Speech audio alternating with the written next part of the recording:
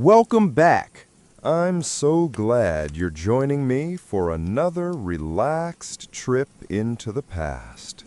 Whether you're just starting your night or you're listening while you drift off to sleep, I'm happy you're here. I'd love to hear from you in the comments. Are you listening from somewhere quiet and far away? Or maybe in a busy city that's finally settling down for the night? If these calm explorations help you unwind, please consider subscribing. There are so many more stories from the past still waiting to be told. And here's something that's truly incredible. Despite all the hardship, these kids grew up to be some of the most feared and respected warriors, explorers, and traders in all of human history. They discovered America 500 years before Columbus, terrified European kingdoms, and built a powerful civilization that lasted for centuries. So, how did a miserable childhood lead to such legendary adults? In this video, I'll take you inside the shocking world of Viking childhood, revealing the 7 most brutal realities these kids faced every single day. I've spent months digging through historical records, archaeological finds, and expert opinions to uncover what life was really like for the youngest members of Viking society. What you're about to discover will completely change how you think about raising kids and what it truly takes to survive. And honestly, by the end of this video, you'll never complain about your own childhood again. But before we get into this tough journey, let me give you some background on how different the Viking world was from ours. We're talking about a society that existed from roughly 793 to 1066 AD in what is now Norway, Sweden, and Denmark. These weren't just random barbarians pillaging villages for fun. They were sophisticated people with complex social structures, advanced seafaring technology, and a culture that valued honor above everything else, including life itself. The problem is, when honor and survival are your top priorities, childhood becomes something entirely different. These weren't helicopter parents worried about their kids getting scraped knees on the playground. These were parents preparing their children for a world where weakness meant death, where winter could kill your entire family, and where your ability to fight determined whether you lived to see another spring. Now, you might be thinking, surely it wasn't that bad. Kids are resilient, right? Well, let me put this into perspective for you. The average life expectancy for a Viking was around 30 to 35 years old. That means by the time you were 10, you were already approaching middle age in their world. There was no time for a prolonged childhood, no luxury of innocence, no gentle transition into adulthood. You were either ready for the harsh realities of Viking life, or you didn't make it. Archaeological evidence from Viking settlements paints a picture that's even grimmer than the historical accounts. We found children's graves with weapons, indicating that kids as young as 6 were expected to defend themselves. We've uncovered evidence of child labor so intense that it left permanent marks on their developing bones.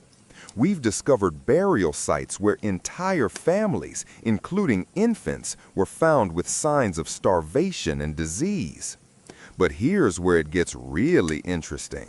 And this is something that most history books won't tell you. The Vikings actually had a word for children who couldn't handle this brutal lifestyle. They called them nid, which roughly translates to disgrace or shame. If you couldn't prove your worth as a child, you weren't just considered weak, you were considered a burden on the entire community. Think about that for a moment. In our world, we celebrate childhood, we protect it, we extend it for as long as possible. In Viking society, childhood was something to be endured and overcome as quickly as possible. The faster you could prove you were useful, the better your chances of survival became. And this brings us to the first brutal reality that Viking children faced, something that would shock modern parents to their core. From the moment they could walk, these kids were thrust into a world where they had to earn their place in the family, in the community, and in life itself. There was no unconditional love, no participation trophies, no gentle encouragement. There was only one question that mattered. What can you contribute for? Now, before you start thinking that Viking parents were heartless monsters, you have to understand the world they were living in. This wasn't cruelty for the sake of cruelty. This was survival. The harsh climate, the constant threat of raids, the unpredictable food supply, the diseases that could wipe out entire settlements. All of these factors created a society where only the strong survived, and strength had to be developed from the earliest possible age. But what exactly did this mean for a typical Viking child's daily life? How early were they expected to start contributing? What kinds of tasks were they given? And perhaps most importantly, what happened to the children who couldn't keep up? The answers to these questions reveal a childhood so different from our modern experience that it's almost impossible to imagine.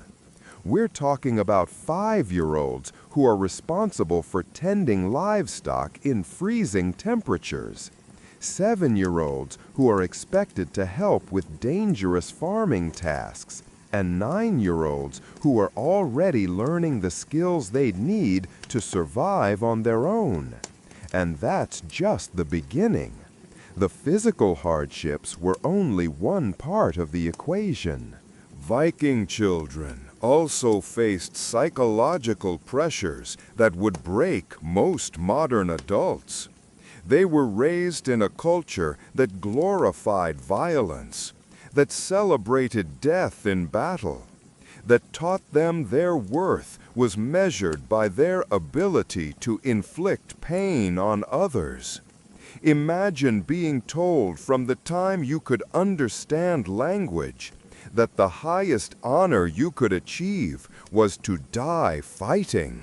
Imagine growing up in a world where showing fear, showing weakness, showing any sign of vulnerability could result in being cast out from your family and community. Imagine being a child and knowing that your survival depended not on being loved, but on being feared and respected. This psychological conditioning started incredibly early. Viking children weren't told bedtime stories about princesses and happy endings.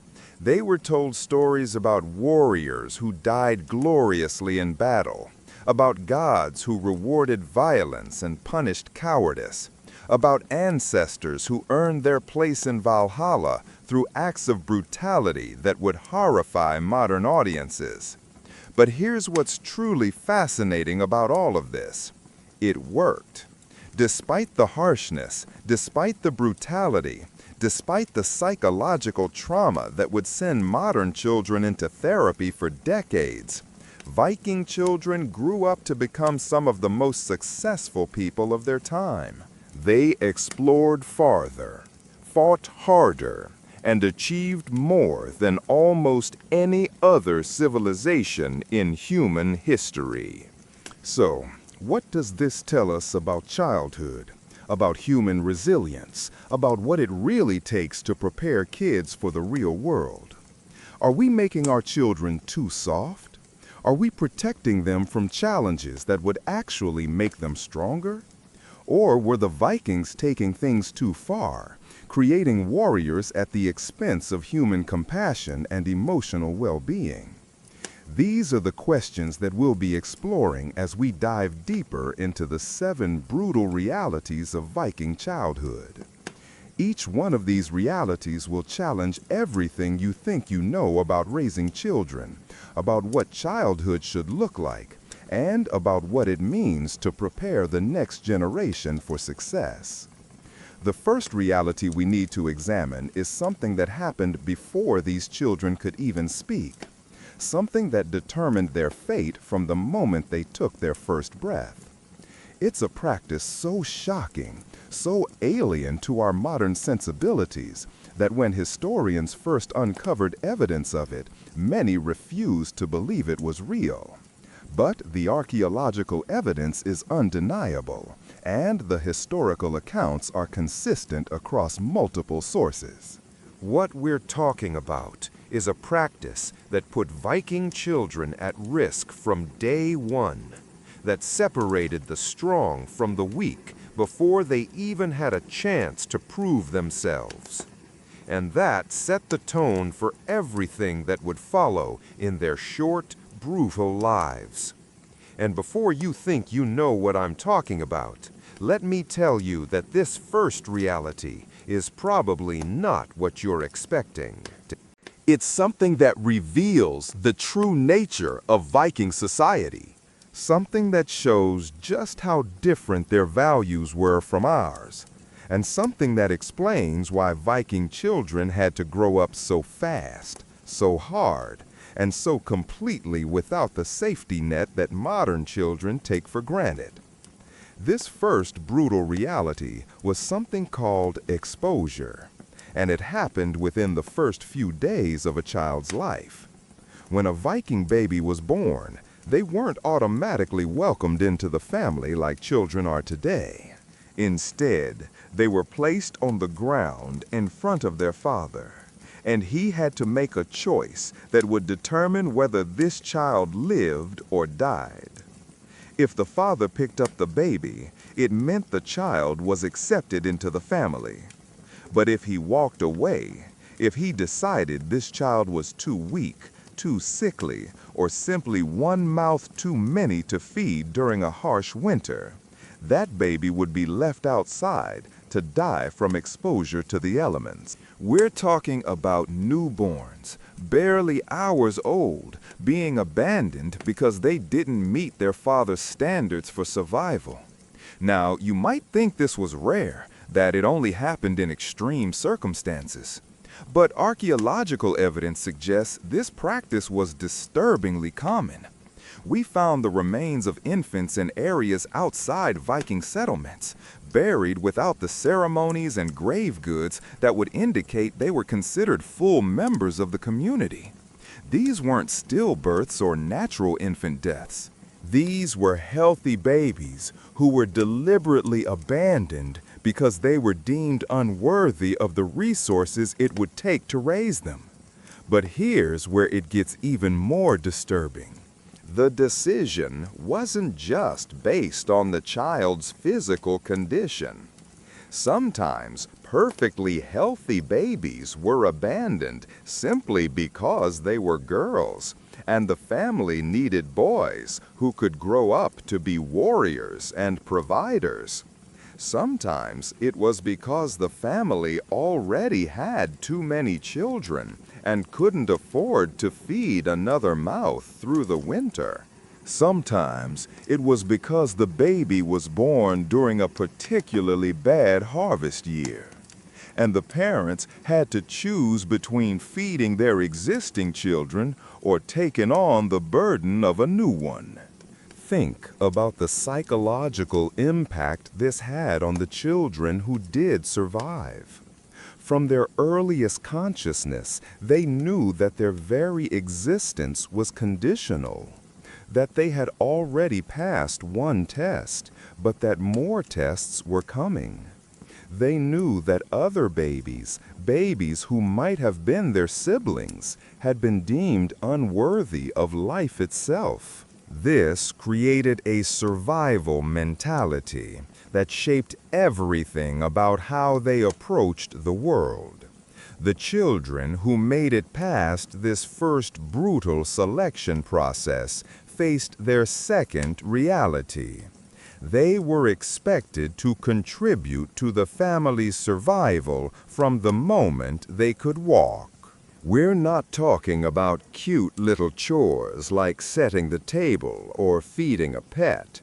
We're talking about life or death responsibilities that would terrify modern parents.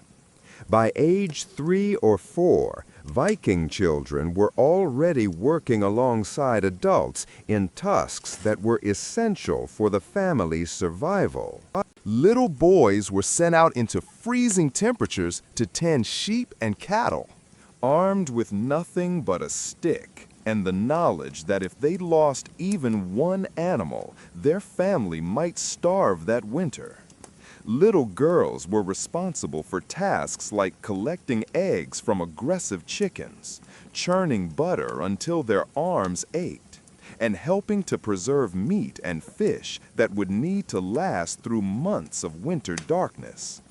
But the most shocking part wasn't just that they were working. It was that failure wasn't an option. If a modern 4-year-old spills their juice, we clean it up and maybe give them a gentle reminder to be more careful. If a Viking 4-year-old made a mistake that cost the family food or resources, they faced consequences that could include physical punishment, reduced food rations, or being excluded from the warmth of the fire during cold nights. These weren't cruel parents trying to torture their children. These were families living on the edge of survival, where a single mistake could mean the difference between making it through winter or watching family members starve to death. Every resource was precious, every task was critical, and there was no room for the kind of learning through mistakes approach that we use with children today. The archaeological record shows us just how intense this child labor was. We found the skeletal remains of Viking children with stress markers that indicate they were doing heavy physical work from a very young age. Their bones show signs of carrying heavy loads. Their joints show wear patterns consistent with repetitive manual labor, and their growth patterns indicate that they were often undernourished because they were burning more calories working than they were consuming in food. One particularly haunting discovery was made at a Viking settlement in Norway, where archaeologists found the remains of a 7-year-old child buried with a set of fishing tools. The wear patterns on these tools indicated they had been used extensively, and the child's bones showed stress markers consistent with spending long hours in cold water catching fish. This wasn't a ceremonial burial with symbolic tools. This was a working child who had died doing one of the jobs that kept their family alive. But the physical demands were just the beginning.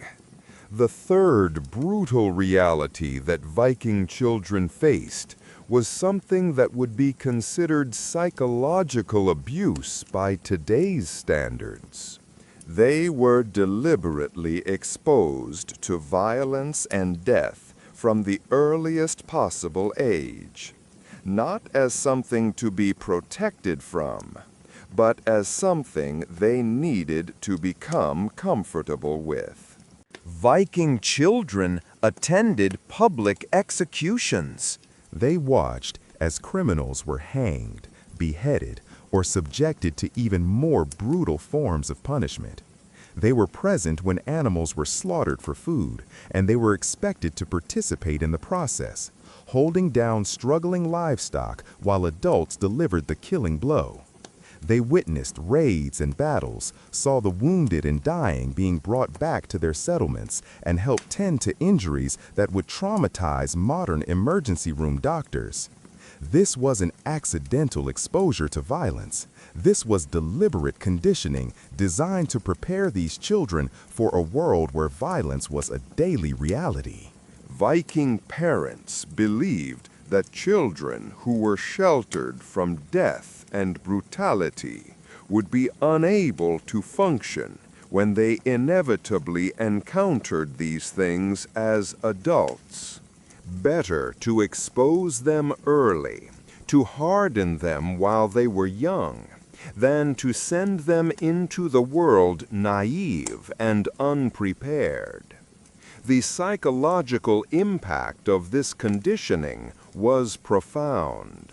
Viking children developed what we might recognize today as a form of dissociation, an ability to emotionally detach from violence and suffering that allowed them to function in their brutal world.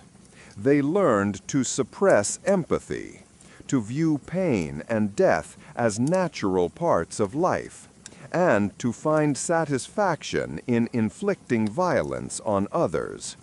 But this psychological conditioning came at a cost that the Vikings themselves probably didn't fully understand. We can see evidence in their sagas and historical records of what we would now recognize as symptoms of trauma. Viking warriors were known for their berserker rage, a battle frenzy that made them nearly unstoppable in combat, but also made them unpredictable and dangerous even to their own people.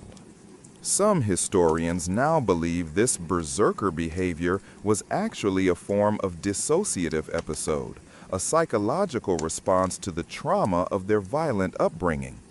The fourth brutal reality brings us to something that would shock modern educators. Viking children received no formal education as we understand it. There were no schools, no teachers, no books, no systematic approach to learning. Instead, children learned through what we might call survival apprenticeship, where every lesson was directly tied to staying alive in their harsh world. A Viking boy didn't learn to read by sitting in a classroom with picture books. He learned by memorizing the locations of dangerous rocks that could destroy ships, by identifying which clouds meant a deadly storm was coming, by recognizing the tracks of wolves that could kill him if he wandered too far from home. A Viking girl didn't learn math by counting colorful blocks. She learned by calculating exactly how much grain the family needed to survive winter, by measuring out precious salt to preserve meat, by keeping track of how many days of food remained when spring seemed like it would never come. This wasn't education. This was survival training disguised as childhood. But here's what makes this even more brutal. There was no second chance to learn these lessons. If a modern child fails a test, they can retake it, get tutoring, or repeat the grade.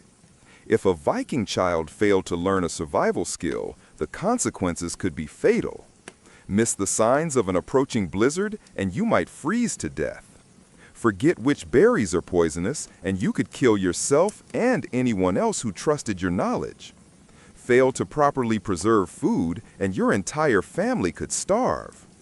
The pressure on these children was unimaginable. They had to absorb life or death information perfectly the first time, often while exhausted, hungry, and scared. There were no practice runs, no safe environments to make mistakes. No patient teachers who would explain things multiple times. You learned it right or you died. Archaeological evidence from Viking settlements shows us just how comprehensive this survival education had to be. We found children's graves that contain miniature versions of adult tools. Tiny axes, small knives, fishing hooks sized for small hands. These weren't toys.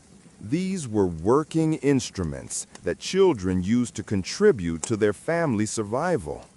The wear patterns on these tools show they were used extensively, meaning children as young as 5 or 6 were already proficient with potentially deadly implements. One of the most disturbing discoveries was made at a site in Iceland where archaeologists found what appeared to be a teaching area where children learned to butcher animals. The ground was stained with blood from countless slaughters, and scattered around were small knives and bone tools clearly designed for children's hands. But what made this discovery truly haunting was the presence of human bones mixed in with the animal remains. Evidence that children were also learning to process human bodies, probably from enemies killed in raids or battles. This brings us to the 5th brutal reality of Viking childhood.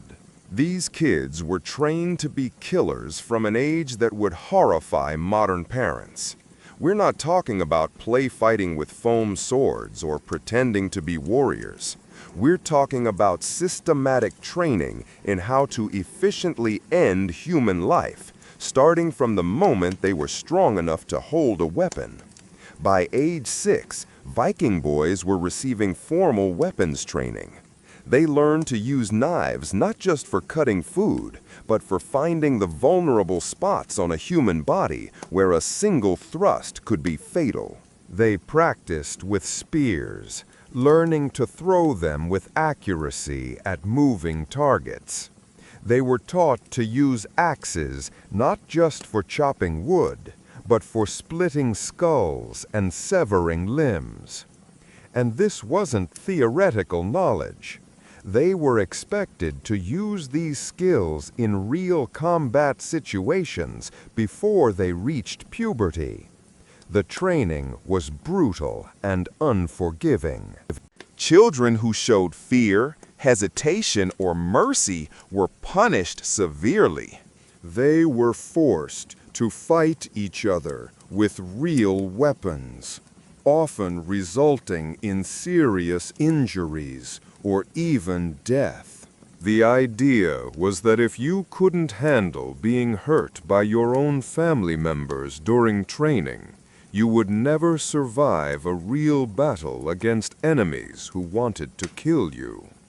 But perhaps the most psychologically damaging aspect of this training was that children were required to prove their readiness for adulthood by taking their first life. This wasn't optional. This wasn't something they could avoid or postpone. Before a Viking boy could be considered a man, he had to kill another human being, often in single combat, while his family and community watched and judged his performance. Historical accounts described these coming-of-age killings in disturbing detail. Boys as young as 10 or 11 were sent on raids specifically to earn their first kill. They were given weapons and armor, placed in battle formations with adult warriors, and expected to engage enemy combatants in mortal combat. If they succeeded in killing an opponent, they were celebrated and welcomed into the ranks of adult warriors. If they failed, if they showed cowardice or were killed themselves, they brought shame on their entire family. The psychological trauma of forcing children to commit murder as a rite of passage cannot be overstated. These weren't hardened criminals or psychopaths. These were kids, some barely out of elementary school age by our standards, being required to end human lives to prove their worth to their society. The long-term effects of this trauma shaped not just individual Vikings, but their entire culture's relationship with violence and death. Now, you might be wondering about the girls. Surely Viking society didn't expect young girls to become killers too. Unfortunately, the reality for Viking girls was just as brutal, but in different ways. This brings us to the sixth crushing reality. Viking girls faced a childhood that was shaped by the constant knowledge that they were essentially property to be traded, sold, or given away at their father's discretion. From the moment a Viking girl survived the initial exposure test, her life was planned out for her in ways that would make modern feminists rage with fury. She wasn't being raised to become an independent person with her own dreams and ambitions. She was being prepared to be a commodity, a valuable asset that her father could use to forge alliances, settle debts, or gain political advantage. The preparation for this fate began immediately. While boys were learning to fight and kill, girls were learning skills that would make them valuable as wives and mothers. But this wasn't gentle domestic training like you might imagine. This was intensive, often painful preparation for a life of servitude that could begin at any moment. Viking girls as young as 7 were learning to spin thread while walking so they could be productive even while traveling or fleeing from enemies. They learned to weave cloth so fine and strong that it could be used for ship sails, a skill that required hours of painful, repetitive work that left their hands raw and bleeding. They learned to brew ale and mead, which meant handling boiling liquids and dangerous fermentation processes that could explode and cause severe burns. But the most heartbreaking aspect of their training was learning to accept violence and abuse without resistance. Viking girls were taught that their future husbands had the right to beat them, rape them, and even kill them if they were displeased with their performance as wives. They were trained to submit completely to male authority, to never question orders, and to find ways to please men who might be complete strangers chosen by their fathers. The archaeological record provides disturbing evidence of how this training affected Viking girls. We found the remains of young girls with healed fractures that suggest they were regularly beaten during their childhood, probably as part of their preparation for married life. We found evidence of malnutrition in young girls that suggests they were given less food than boys, teaching them to expect deprivation and to be grateful for whatever they received. One particularly haunting discovery was made in Denmark, where archaeologists found the grave of a 9-year-old girl buried with a set of keys. In Viking society, keys were symbols of a woman's authority over the household, but they were also symbols of her imprisonment within domestic roles. There was no concept of waiting until they were emotionally or physically mature enough for adult responsibilities. As soon as they could bear children, they were expected to do so, often with men who were decades older than them. But the brutal realities of Viking childhood weren't just about training and preparation. They were also about survival in a world that was actively trying to kill them every single day. This brings us to the 7th and perhaps most devastating reality.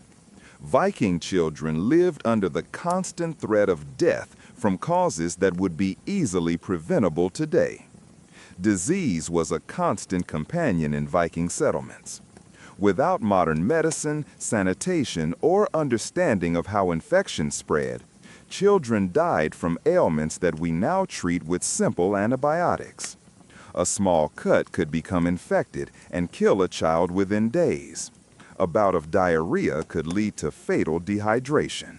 A fever could cause brain damage or death before anyone could figure out what was wrong.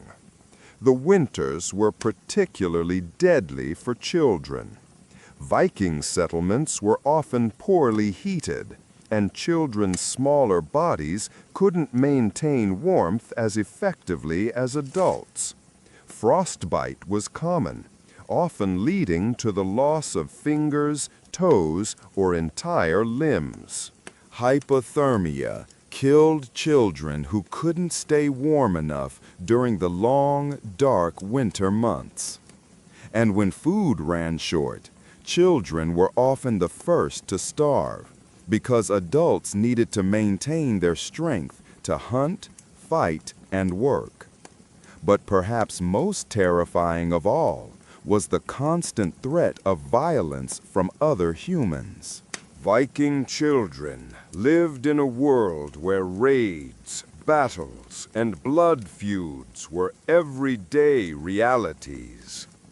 Enemy warriors didn't distinguish between combatants and children. They killed everyone they could find, often in ways that were designed to terrorize survivors and prevent future resistance. Archaeological evidence from raided Viking settlements paints a picture of horror that's almost too brutal to describe. We found the remains of entire families, including infants and toddlers, who were killed together during enemy attacks. The wounds on these tiny skeletons show that children were often tortured before being killed, probably to force information from their parents or simply to spread terror among surviving communities. One excavation in Norway uncovered evidence of what appears to have been a massacre at a Viking settlement where over 30 people, including 15 children under the age of 10, were killed in a single attack. The children's remains showed signs of extreme violence. Skulls crushed by axes, small bodies pierced by spears, evidence of burning that suggested they were alive when the settlement was set on fire. Living under this constant threat of violent death shaped every aspect of how Viking children experienced the world. They couldn't form the secure attachments that modern psychologists consider essential for healthy development. They couldn't trust that their parents would be able to protect them. They couldn't believe that tomorrow would be similar to today, because any day could be their last. This uncertainty created a psychological state that we might recognize today as chronic trauma. Viking children developed hypervigilance, constantly scanning their environment for threats. They learned to sleep lightly, ready to wake and run at the first sign of danger. They formed shallow emotional connections, knowing that anyone they loved could be killed at any moment. But here's what's truly remarkable about all of this. Despite facing these 7 brutal realities, despite living in constant fear and pain, despite being denied what we would consider a normal childhood, Viking children didn't just survive, they thrived. They grew up to become some of the most successful explorers, traders, and warriors in human history. How is this possible? How did children who face such overwhelming hardship manage to not only survive but excel? The answer reveals something profound about human resilience and adaptation that challenges everything we think we know about child development and what children actually need to succeed in life. The key lies in understanding that while Viking childhood was brutal, it was also purposeful. Every hardship, Every challenge, every traumatic experience was preparing these children for the specific world they would need to navigate as adults. Unlike modern children who are often shielded from reality until they're suddenly thrust into the adult world unprepared, Viking children were gradually introduced to adult responsibilities and challenges from the moment they could walk. This created a kind of psychological inoculation effect. By exposing children to controlled doses of hardship and trauma, Viking society was building their resilience and preparing them for the even greater challenges they would face as adults. It was brutal, but it was also effective in ways that our modern child-rearing practices might not be. Consider the contrast. A modern child who faces their first real rejection, failure, or loss as a teenager or young adult often struggles to cope because they've never developed the psychological tools to handle adversity. A Viking child who had already faced life or death challenges by age 10 had developed coping mechanisms that allowed them to handle almost anything life could throw at them. But this raises uncomfortable questions about our own approach to childhood. Are we making our children too soft?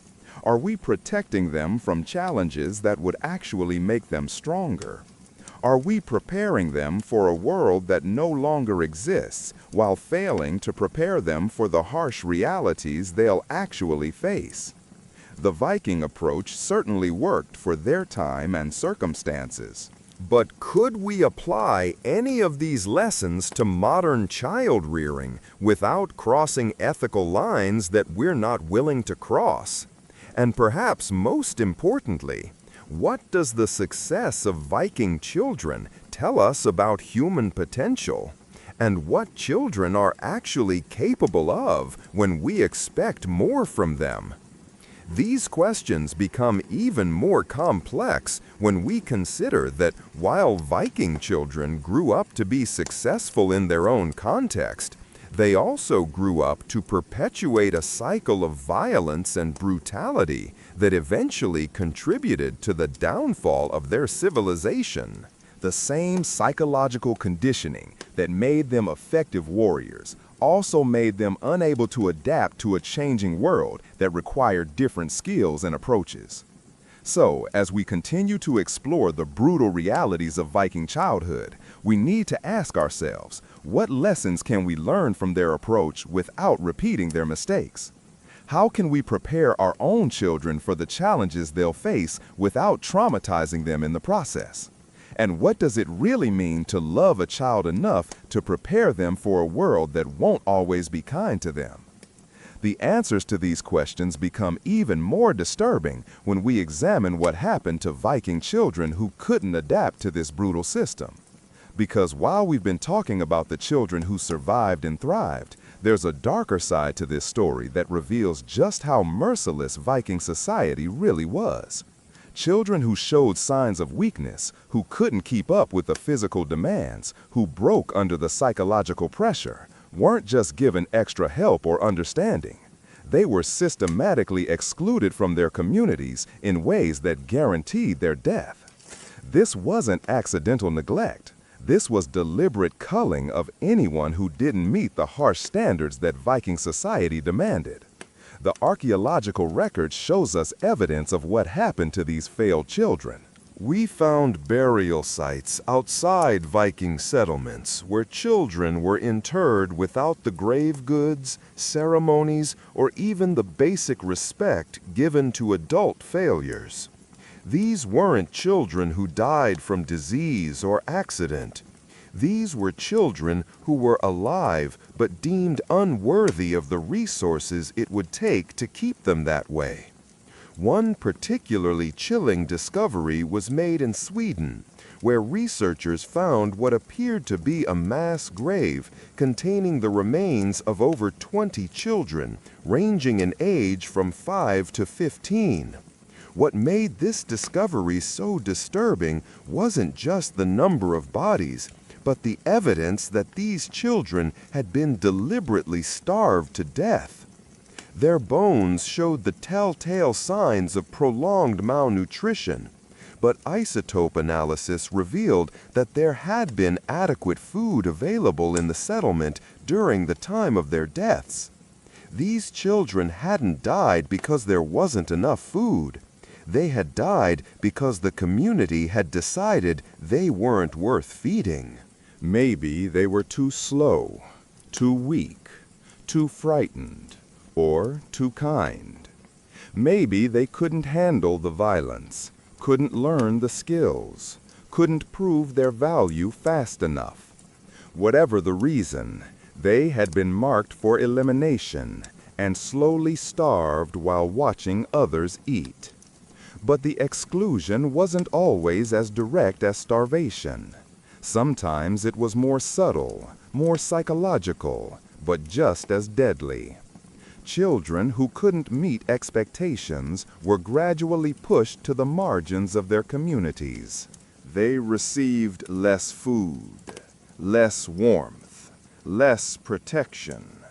They were given the most dangerous tasks, the jobs most likely to result in injury or death.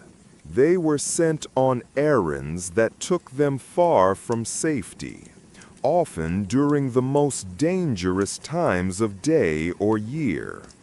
The psychological impact of this systematic exclusion was devastating.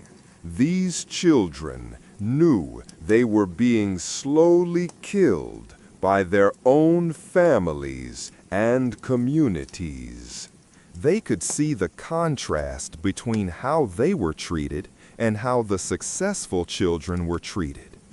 They lived with the constant knowledge that their lives had been judged worthless by the people who were supposed to love and protect them. Some of these rejected children tried to prove their worth through increasingly desperate acts. Historical accounts describe young boys attempting impossible feats of courage, throwing themselves into battles they couldn't win, volunteering for suicide missions, anything to prove they deserved to live.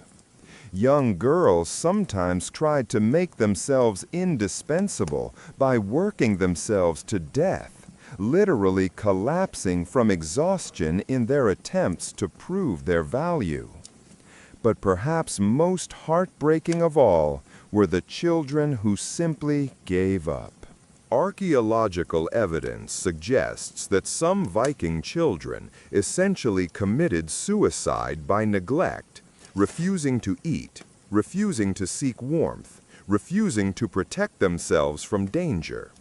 They had internalized their society's judgment that they were worthless, and they cooperated with their own elimination. This systematic elimination of weak children had profound effects on Viking society that went far beyond just reducing the population. It created a culture where empathy was seen as weakness, where compassion was viewed as a luxury that could get you killed. The children who survived learned that love was conditional, that acceptance had to be earned through strength and violence, and that anyone who couldn't keep up deserved whatever happened to them. But here's where the story takes an even darker turn. The children who did survive this brutal selection process weren't necessarily the strongest or the smartest or the most capable. They were the ones who were best at adapting to a system that rewarded cruelty and punished kindness. They were the ones who learned to suppress their natural empathy, who became comfortable with violence, who could watch others suffer without feeling compelled to help. This created a feedback loop that made Viking society increasingly brutal over time. Each generation that survived the childhood elimination process was slightly more hardened, slightly more cruel, slightly less capable of human compassion than the one before. The very process that was supposed to strengthen their society was actually warping it, creating people who were effective warriors but increasingly unable to function in peaceful situations. Archaeological evidence from later Viking settlements shows this progression clearly. Earlier Viking sites show evidence of care for the elderly, the disabled, and the weak. Later sites show much less evidence of this care, suggesting that as the childhood selection process became more severe, the adults it produced became less capable of empathy and compassion. This brings us to another brutal reality that Viking children faced. They were being raised not just to be warriors, but to be the kind of people who could commit atrocities without feeling guilty about it. The psychological conditioning they underwent wasn't just about preparing them for violence.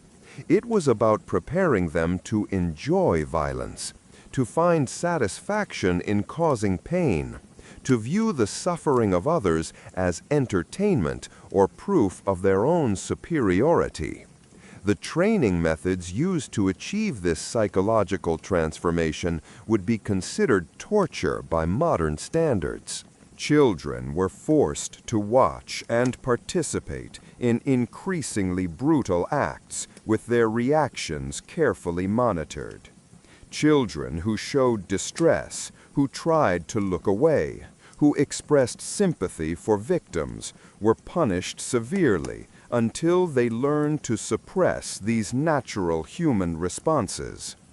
One historical account describes a training exercise where Viking children were required to torture captured enemies while adult warriors watched and provided feedback on their technique. Children who were too gentle, who killed their victims too quickly, who showed any sign of mercy, were beaten and forced to start over with new victims. The goal wasn't just to teach them how to inflict pain, but to teach them to enjoy it.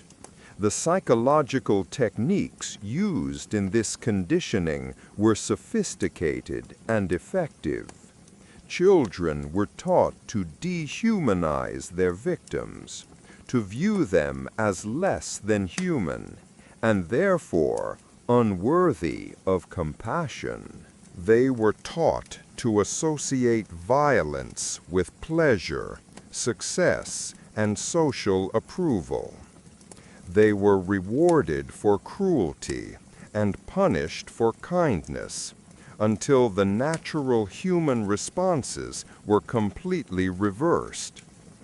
But perhaps the most insidious aspect of this conditioning was that it was presented as love. Parents told their children that they were preparing them for success, that they were giving them the tools they would need to survive and thrive. The brutality was framed as care, the cruelty as kindness, the trauma as gift. This created a profound psychological confusion in Viking children that followed them into adulthood. They learned to associate love with pain, care with cruelty, protection with violence. They developed attachment patterns that were deeply dysfunctional, unable to form healthy relationships based on mutual respect and genuine affection. The effects of this psychological conditioning can be seen in Viking family structures, which were characterized by high levels of domestic violence, child abuse, and emotional dysfunction. Viking marriages were often brutal affairs where husbands routinely beat their wives and children, and where this violence was seen as normal and even necessary for maintaining proper family order. But the conditioning didn't just affect family relationships. It affected every aspect of how Vikings interacted with the world around them. They became a society that could only understand relationships in terms of dominance and submission, strength and weakness, predator and prey. They lost the ability to cooperate, to compromise, to find peaceful solutions to conflicts. This psychological rigidity ultimately became one of the factors that led to the decline of Viking civilization. As the world around them changed, as other societies developed more sophisticated approaches to diplomacy, trade, and governance, the Vikings found themselves unable to adapt. They had been so thoroughly conditioned for violence that they couldn't function effectively in situations that required different skills. The irony is that the very childhood conditioning that made Vikings so successful in their early expansion also made them unable to maintain their success over the long term. They had created a society of warriors who were perfectly adapted for conquest, but completely unprepared for peace administration or the kind of complex social cooperation that lasting civilizations require. This brings us to another devastating aspect of Viking childhood that reveals just how completely these children were being prepared for a life of violence and early death. Viking children weren't just trained to be warriors, they were trained to be disposable warriors, people whose primary value lay in their willingness to die for their community's goals. The concept of a good death was central to Viking culture, and children were indoctrinated with this idea from their earliest years. They were taught that the highest honor they could achieve was to die in battle, that living to old age was actually shameful, that a warrior who died in bed had failed to fulfill his purpose in life. This death worship had profound effects on how Viking children viewed their own lives and futures. Unlike modern children who were taught to plan for long, productive lives, Viking children were taught to plan for glorious deaths. They weren't encouraged to think about what they wanted to accomplish over decades of life. They were encouraged to think about how they wanted to be remembered for the brief, violent lives they were expected to live. Archaeological evidence shows that this death worship was so pervasive that children as young as 8 were being buried with full warrior gear, suggesting that they were already being prepared for deaths that could come at any moment. These weren't ceremonial burials. These were practical preparations for children who were expected to die young and violently. The psychological impact of growing up with the expectation of early violent death cannot be overstated. These children couldn't form the kind of long-term attachments and goals that provide stability and meaning in normal human development. They lived in a constant state of urgency, knowing that any day could be their last, that any battle could be their final test. This urgency created a kind of intensity that made Vikings incredibly effective in short-term, high-stakes situations. They could throw themselves into battles with a ferocity that terrified their enemies because they genuinely didn't care if they lived or died. They could take risks that other warriors wouldn't dare because death was seen as success rather than failure. But this same intensity made it almost impossible for Vikings to build the kind of stable, long-term institutions that lasting civilizations require. They were so focused on immediate violent solutions that they couldn't develop the patience and persistence needed for agriculture, architecture, governance, or any of the other skills that turn temporary conquests into permanent achievements.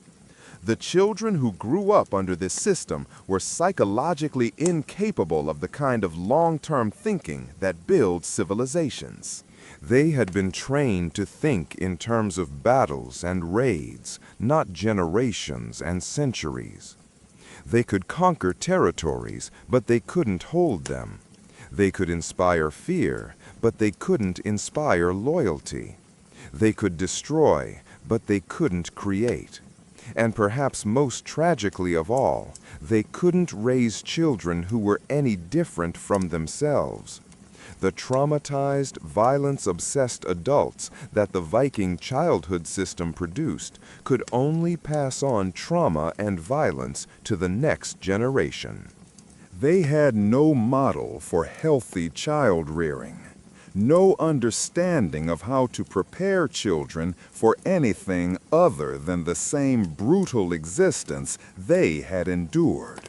This created a cycle of trauma that lasted for generations, where each cohort of Viking children was slightly more damaged than the one before, slightly less capable of human connection, slightly more dependent on violence as their primary means of interacting with the world.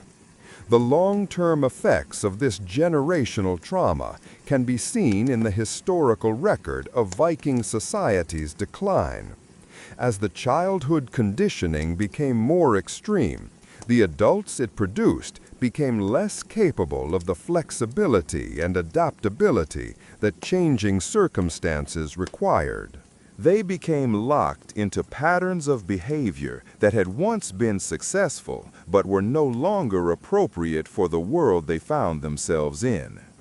But before we completely condemn the Viking approach to childhood, we need to acknowledge something that modern parents often struggle with.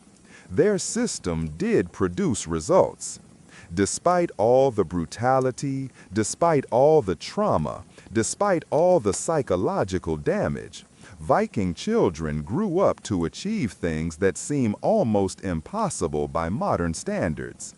These were people who could navigate by the stars across thousands of miles of open ocean, who could survive for months in conditions that would kill modern adults within days, who could maintain their courage and effectiveness in life or death situations that would paralyze people raised in our more protected environment.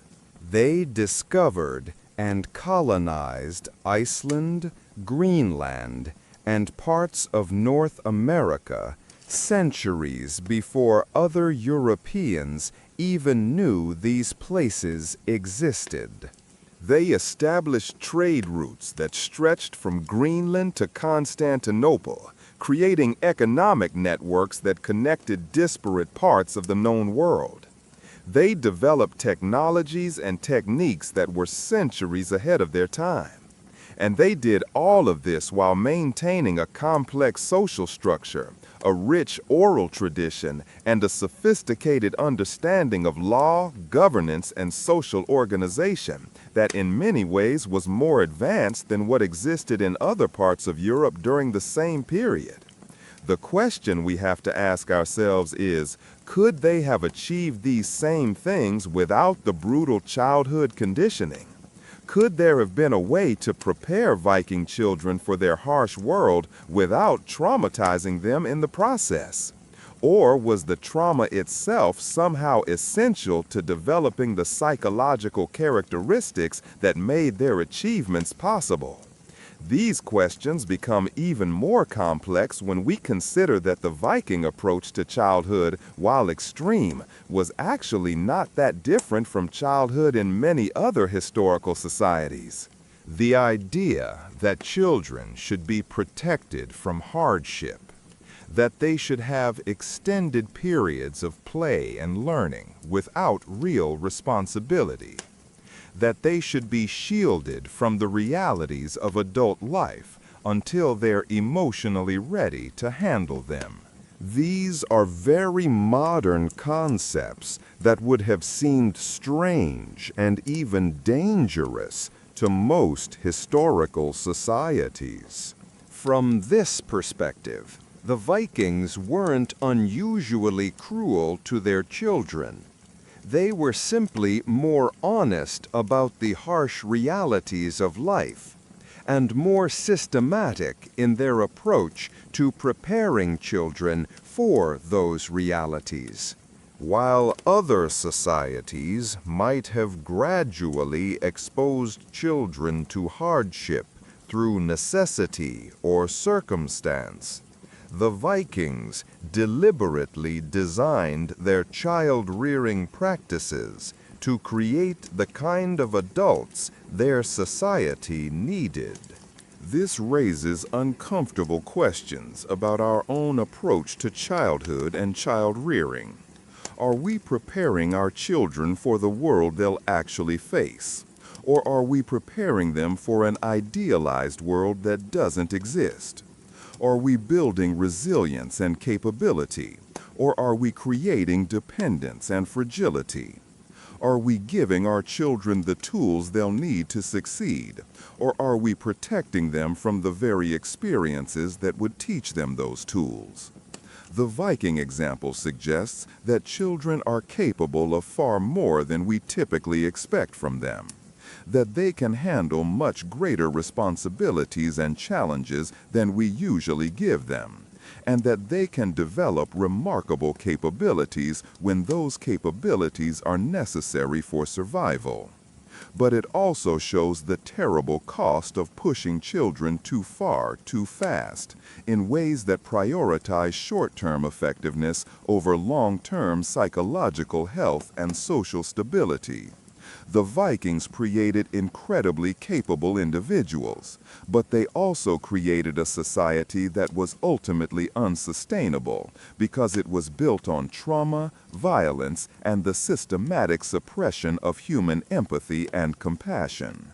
The challenge for modern parents and educators is finding a way to prepare children for real-world challenges without traumatizing them in the process, to build resilience without breaking spirits, to create capability without destroying compassion. This balance is particularly important because the world our children will face is in many ways just as challenging as the world Viking children faced, just in different ways. They'll need to be resilient, adaptable, and capable of handling adversity. But they'll also need to be empathetic, collaborative, and capable of building the kind of cooperative relationships that our complex, interconnected world requires. The Viking example shows us both what's possible when we expect more from children, and what can go wrong when we push them beyond their psychological limits.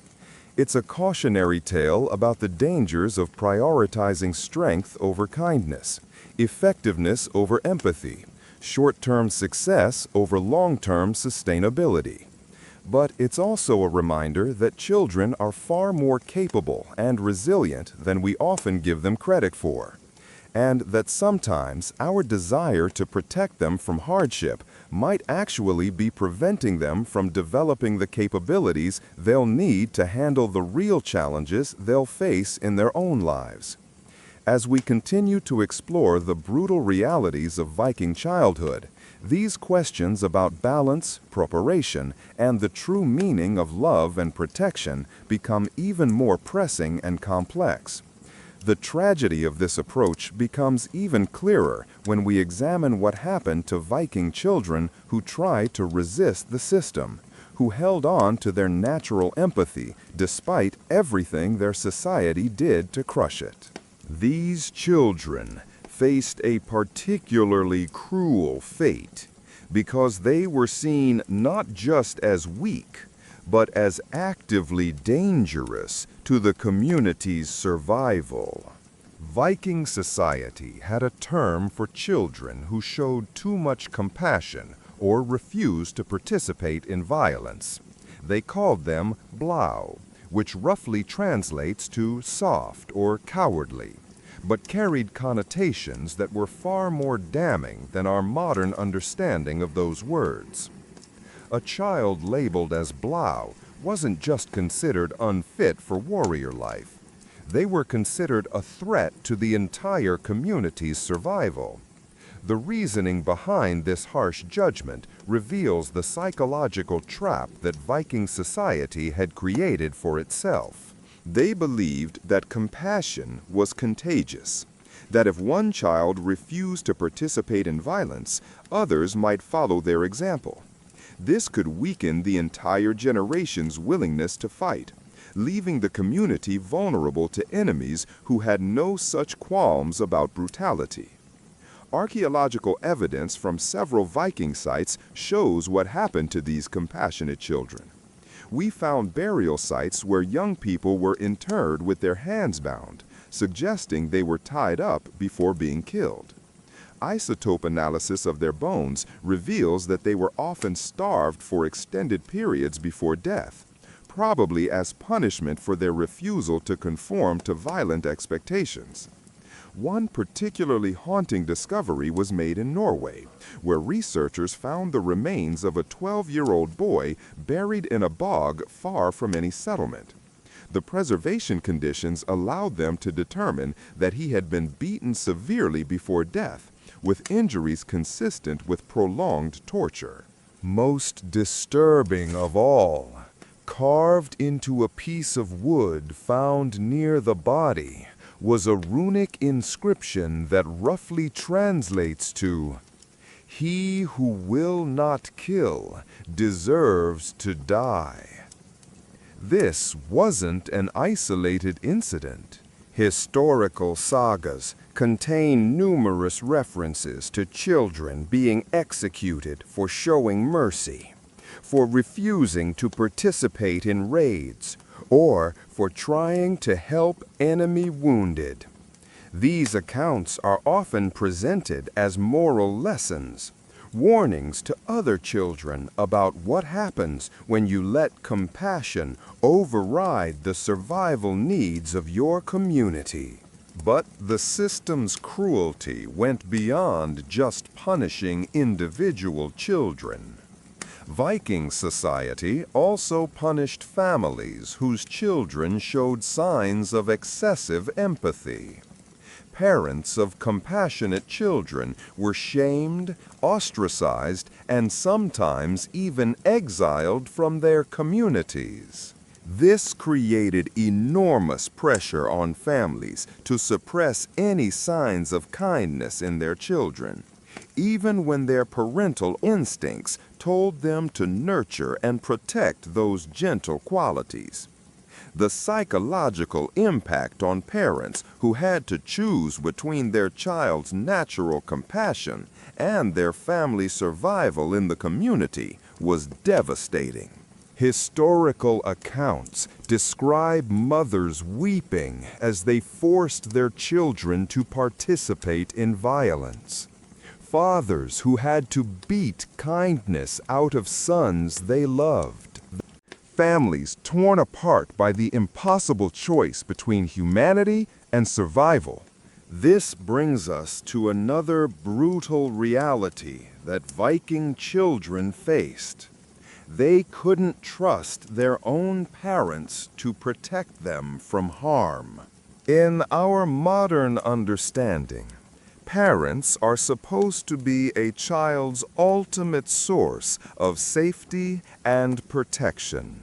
But Viking children learned early that their parents would sacrifice them without hesitation if community survival demanded it. This wasn't because Viking parents didn't love their children. Archaeological evidence suggests that they did feel genuine affection for their offspring. We found toys, games, and decorative items clearly made by loving parents for their children.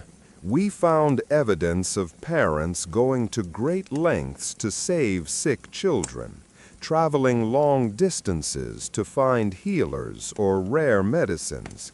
But this love was always conditional, always secondary to the community's needs. If the choice came down to saving their child or saving their community, Viking parents were expected to choose the community every time. Children knew this, and it shaped every aspect of how they related to their families and understood their place in the world.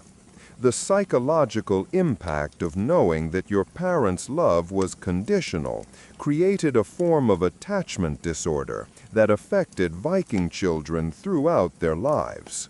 They learned to be self-reliant to an extreme degree because they couldn't trust anyone else to protect them consistently.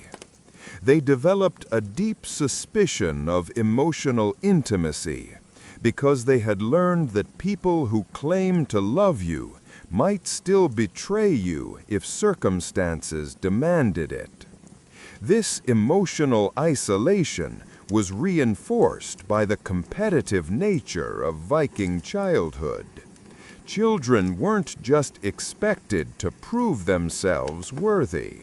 They were expected to prove themselves more worthy than their siblings and peers. Brothers competed against brothers, sisters against sisters, friends against friends, all knowing that there might not be enough resources, opportunities, or survival spots for everyone. Archaeological evidence from Viking households shows this sibling competition in disturbing detail.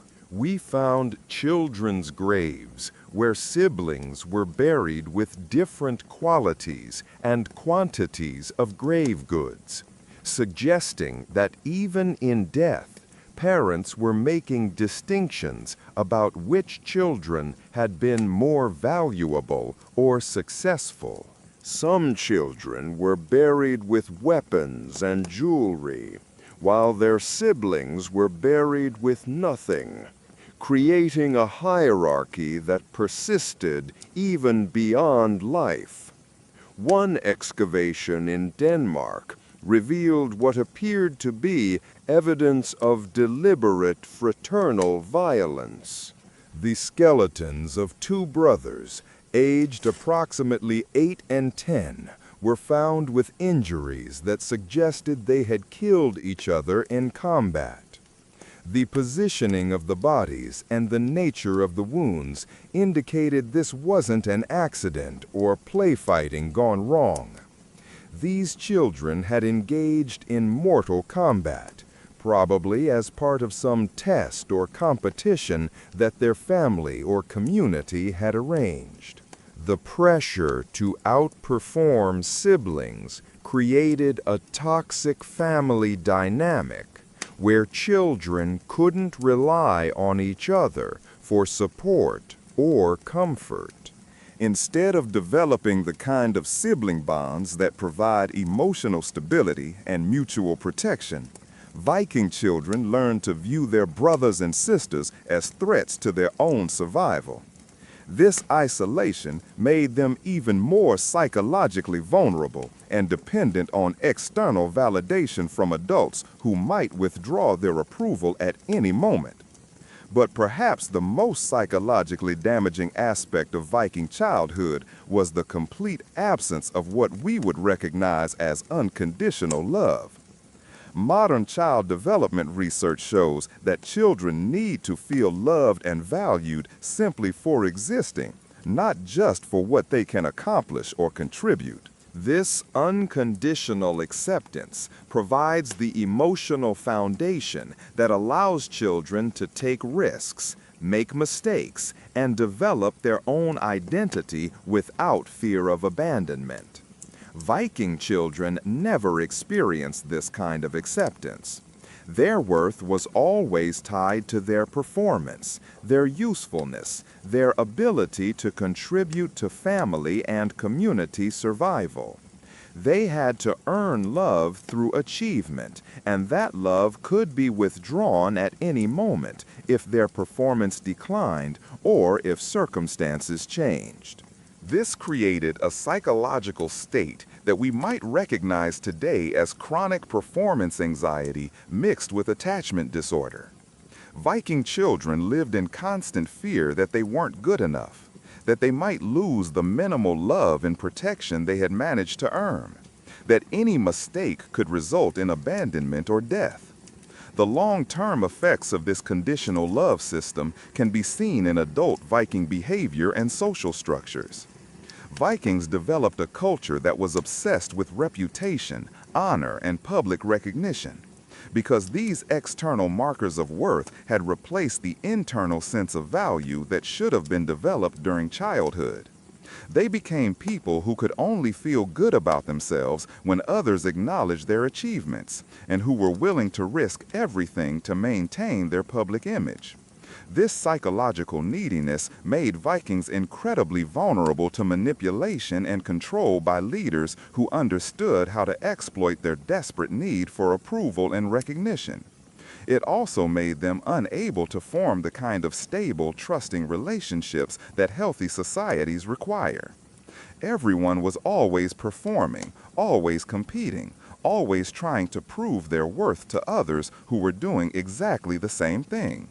The absence of unconditional love also meant that Viking children never developed a secure sense of self.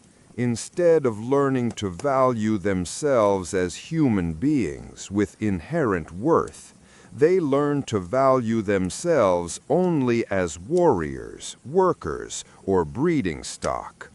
Their entire identity became tied to their function rather than their humanity. This functional identity made Vikings incredibly effective at their designated roles, but it also made them incredibly brittle when those roles were threatened or became obsolete. A warrior who was injured and could no longer fight didn't just lose his job. He lost his entire sense of self. A woman who couldn't bear children didn't just face practical difficulties.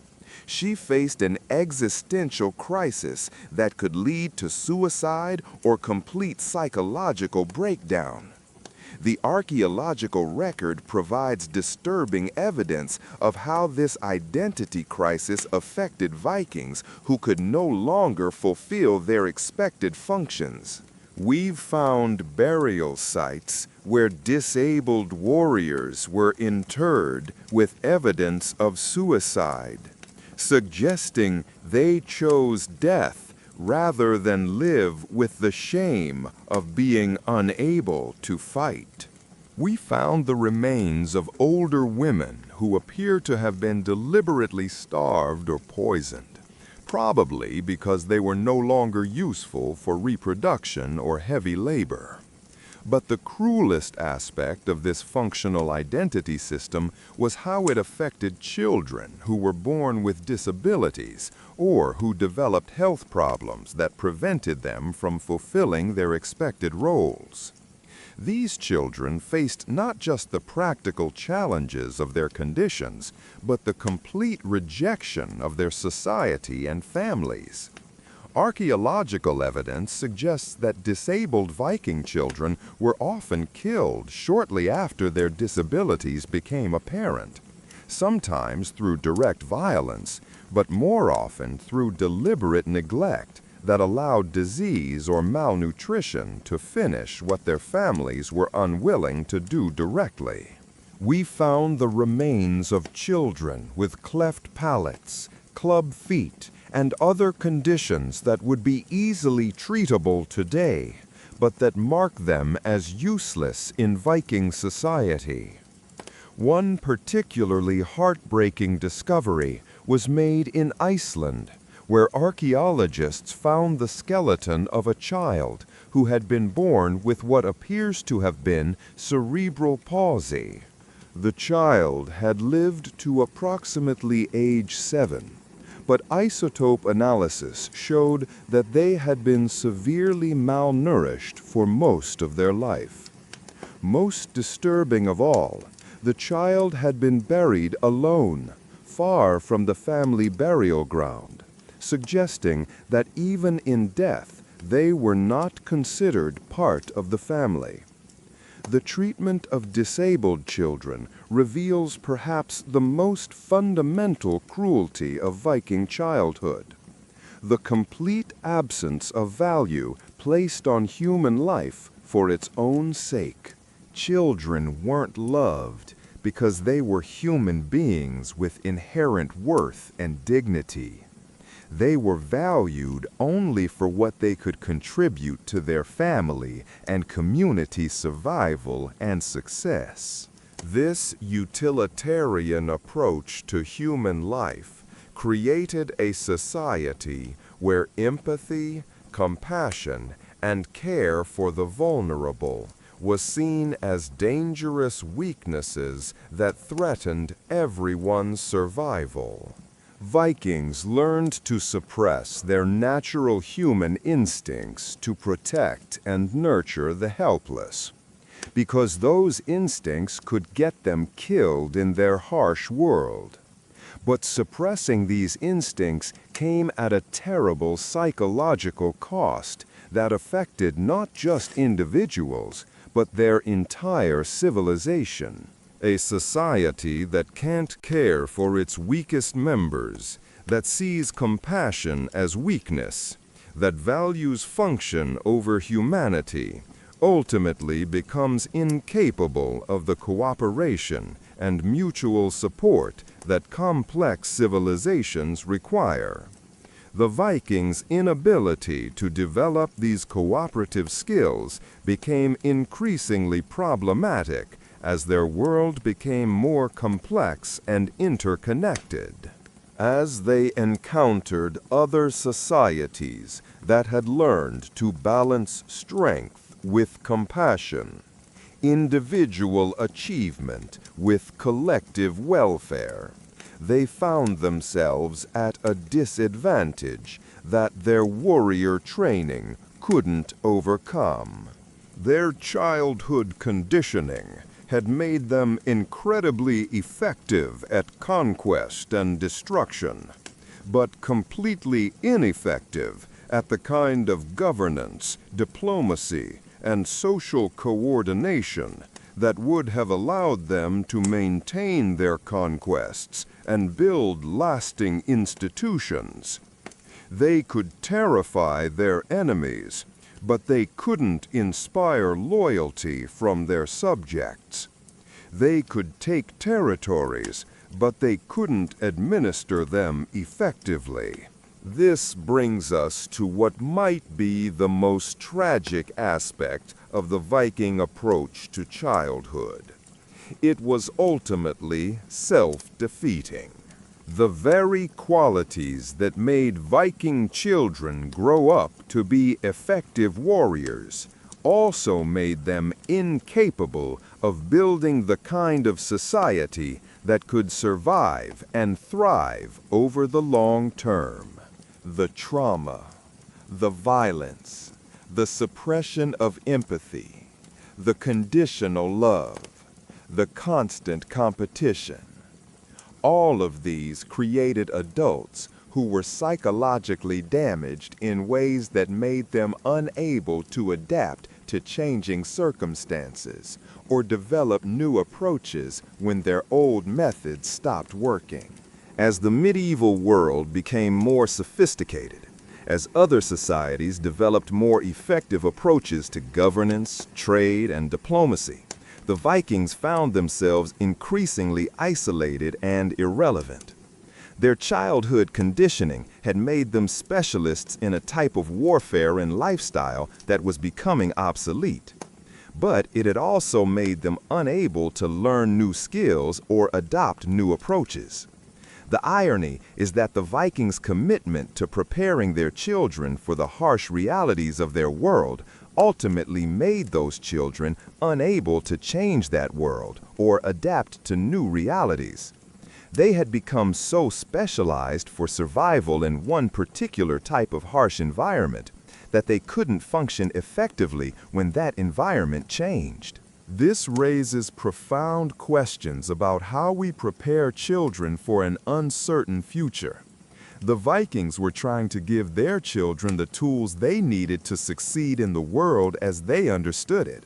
But by making their preparation too specific, too rigid, too focused on one particular set of challenges, they actually made their children less capable of handling the different challenges that eventually arose. The Viking example suggests that true preparation for an uncertain future requires not just toughness and resilience, but also flexibility, adaptability, and the ability to learn new approaches when old ones stop working. It requires not just individual strength, but also the ability to cooperate with others and build the kind of social connections that provide mutual support during difficult times. Most importantly, it suggests that preparing children for hardship shouldn't come at the cost of their humanity. The Vikings' attempt to create super warriors by suppressing empathy and compassion ultimately backfired because those human qualities turned out to be essential for long-term success and survival. But as we continue to examine the brutal realities of Viking childhood, we need to remember that these weren't monsters or psychopaths making deliberate choices to torture children. These were parents and communities doing what they genuinely believed was necessary to give their children the best possible chance of survival in an incredibly harsh world. The tragedy of Viking childhood lies not in the cruelty of individual parents or communities, but in the impossible situation they found themselves in. They were trying to prepare children for a world that was genuinely brutal, where weakness really could mean death, where the stakes of every decision were life or death for entire families and communities. In that context, many of their approaches make a terrible kind of sense. If your child really might need to kill someone before they reach puberty in order to survive, then starting weapons training early becomes a form of love rather than abuse. If showing mercy really could get your entire family killed by enemies who show no mercy themselves, then suppressing empathy becomes a survival skill rather than psychological damage. The question we have to ask ourselves is, were there alternatives? Could Viking parents have found ways to prepare their children for their harsh world without traumatizing them so severely? Could they have built resilience without destroying compassion, strength without eliminating empathy? Or were they trapped by circumstances beyond their control, forced to choose between their children's psychological well-being and their physical survival, with no good options available? These questions become even more complex when we consider that some Viking children did manage to maintain their humanity despite the brutal conditioning they experienced. Archaeological and historical evidence suggests that there were Vikings who found ways to be both effective warriors and compassionate human beings who managed to succeed in their violent world without losing their capacity for love and empathy. But these individuals were exceptions, and they often paid a high price for maintaining their humanity in a society that saw it as weakness. Many of them died young, killed by enemies, or even by their own people who saw their compassion as a threat to community survival. The existence of these exceptions raises tantalizing questions about what might have been possible if Viking society had found ways to value both strength and compassion, both individual achievement and collective welfare, both warrior skills and human empathy. Could they have created a civilization that was both effective and humane? Could they have prepared their children for their harsh world without destroying their capacity for love and cooperation? Could they have built something that lasted, something that adapted and grew instead of burning bright and then collapsing? We'll never know the answers to these questions, but they remain relevant as we think about how to prepare our own children for the challenges they'll face in their own uncertain futures. The psychological warfare that Viking society waged against its own children didn't end with weapons training and exposure to violence. There was another layer of brutality that modern parents would find almost incomprehensible: the deliberate destruction of childhood innocence through forced participation in the darkest aspects of human behavior. Viking children weren't just witnesses to their society's brutality. They were active participants in rituals and practices that would traumatize modern adults, let alone children. We're talking about kids who were required to participate in human sacrifices, who helped torture prisoners of war, who were forced to watch and assist in executions that were designed to be as prolonged and painful as possible. Archaeological evidence from ritual sites across Scandinavia reveals the extent of children's involvement in these practices.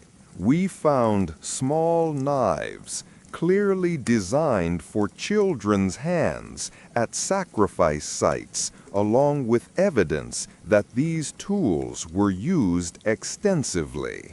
Isotope analysis of bones found at these locations shows that children were consuming human flesh as part of religious ceremonies, probably from enemies killed in battle or prisoners sacrificed to the gods.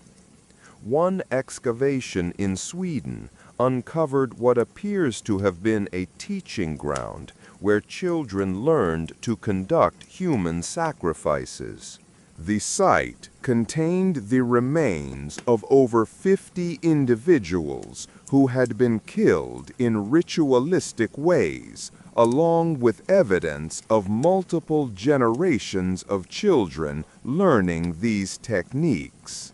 The youngest participants, based on the size of handprints found in bloodstains on stone altars, were estimated to be no more than 6 years old.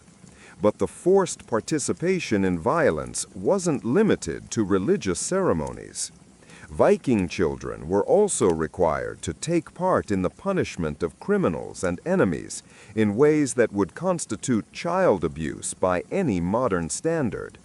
They were expected to throw stones at people being executed, to help with tortures designed to extract information or confessions, to participate in the systematic brutalization of anyone their community deemed deserving of punishment.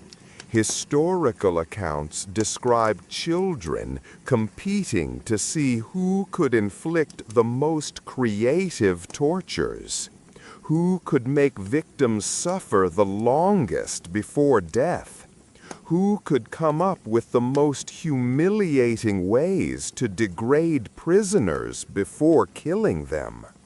These weren't games that children invented on their own. These were organized activities, supervised and encouraged by adults who believed that early exposure to extreme violence was necessary preparation for adult life. The psychological impact of forcing children to participate in torture and murder cannot be overstated. These experiences didn't just harden them for future violence. They fundamentally rewired their brains in ways that made normal human empathy and compassion almost impossible to maintain. Modern neuroscience shows us that children's brains are incredibly plastic, constantly forming new neural pathways based on their experiences. When those experiences consistently involve inflicting pain on others, receiving rewards for cruelty, and being punished for showing mercy, the brain literally rewires itself to make violence feel natural and compassion feel dangerous. Viking children who participated in these activities were essentially having their capacity for normal human emotion surgically removed through psychological conditioning. They were being turned into people who could only feel pleasure through dominance and pain, who could only connect with others through shared violence, who could only understand the world in terms of predators and prey. But perhaps even more disturbing than the violence itself was the way it was integrated into every aspect of daily life. Viking children didn't just witness or participate in occasional battles or ceremonies. They lived in a constant state of low-level brutality that normalized suffering and made cruelty seem like the natural order of things. Consider the treatment of animals in Viking society. While many historical cultures developed some concept of animal welfare, or at least practical limits on animal cruelty, Vikings actively encouraged children to torture animals for entertainment. Archaeological sites are littered with evidence of systematic animal abuse that served no practical purpose other than teaching children to enjoy causing pain. We found the remains of cats, dogs, and other domestic animals that show signs of prolonged torture before death. These weren't animals killed for food or fur. These were creatures that were kept alive for extended periods while children practiced increasingly creative methods of inflicting pain. The goal wasn't to kill the animals quickly or efficiently. The goal was to make them suffer as much as possible for as long as possible. Children who showed reluctance to participate in animal torture were forced to continue until they could perform these acts without showing distress. The adults supervising these activities weren't sadists who enjoyed watching children suffer. They genuinely believed they were preparing these kids for a world where the ability to inflict pain without feeling guilty about it was essential for survival. This normalization of cruelty extended to how Viking children treated each other. Bullying wasn't just tolerated in Viking society. It was actively encouraged as a way of establishing hierarchies and weeding out weakness. Children were expected to compete with each other through increasingly violent means, with adults intervening only to make sure that the violence was directed appropriately. Archaeological evidence from Viking settlements shows that children regularly inflicted serious injuries on each other during these supervised competitions. We found the skeletons of kids with healed fractures, missing teeth, and scarring that indicates they were repeatedly beaten by their peers as part of their normal childhood experience. But the adults didn't just allow this violence. They structured it, organized it, and used it as a teaching tool. Children who were effective at dominating their peers were rewarded and given higher status within their families and communities. Children who were victimized were taught that their suffering was their own fault for being weak, and that their only options were to become stronger or accept their position as victims. This created a social dynamic where children learned that relationships were fundamentally about power, that other people existed either to be dominated or to dominate them, and that cooperation or mutual support were signs of weakness that would be exploited by anyone smart enough to recognize them. The psychological damage from this competitive cruelty was compounded by the complete absence of adult protection for vulnerable children. In modern societies, adults are expected to intervene when they see children being bullied or abused by their peers. In Viking society, adult intervention was reserved for situations where the violence was disrupting community goals or destroying valuable resources. If a strong child was systematically torturing a weaker one, adults would only step in if the torture was interfering with the weaker child's ability to perform necessary work, or if it seemed likely to result in death before the child had contributed their expected value to the community. Otherwise, the torture was seen as a natural part of establishing social order and preparing both children for their adult roles. This systematic abandonment of vulnerable children created a society where the strong felt entitled to abuse the weak, where victims learned to see their suffering as natural and deserved, and where the basic human instincts for mutual protection and support were systematically destroyed. But the cruelty of Viking childhood extended beyond just the violence and competition. There was another aspect of their upbringing that reveals the depth of psychological manipulation these children faced. The complete control of information and the systematic distortion of reality that shaped their understanding of the world. Viking children weren't allowed to develop their own understanding of right and wrong, good and evil, or even basic cause and effect.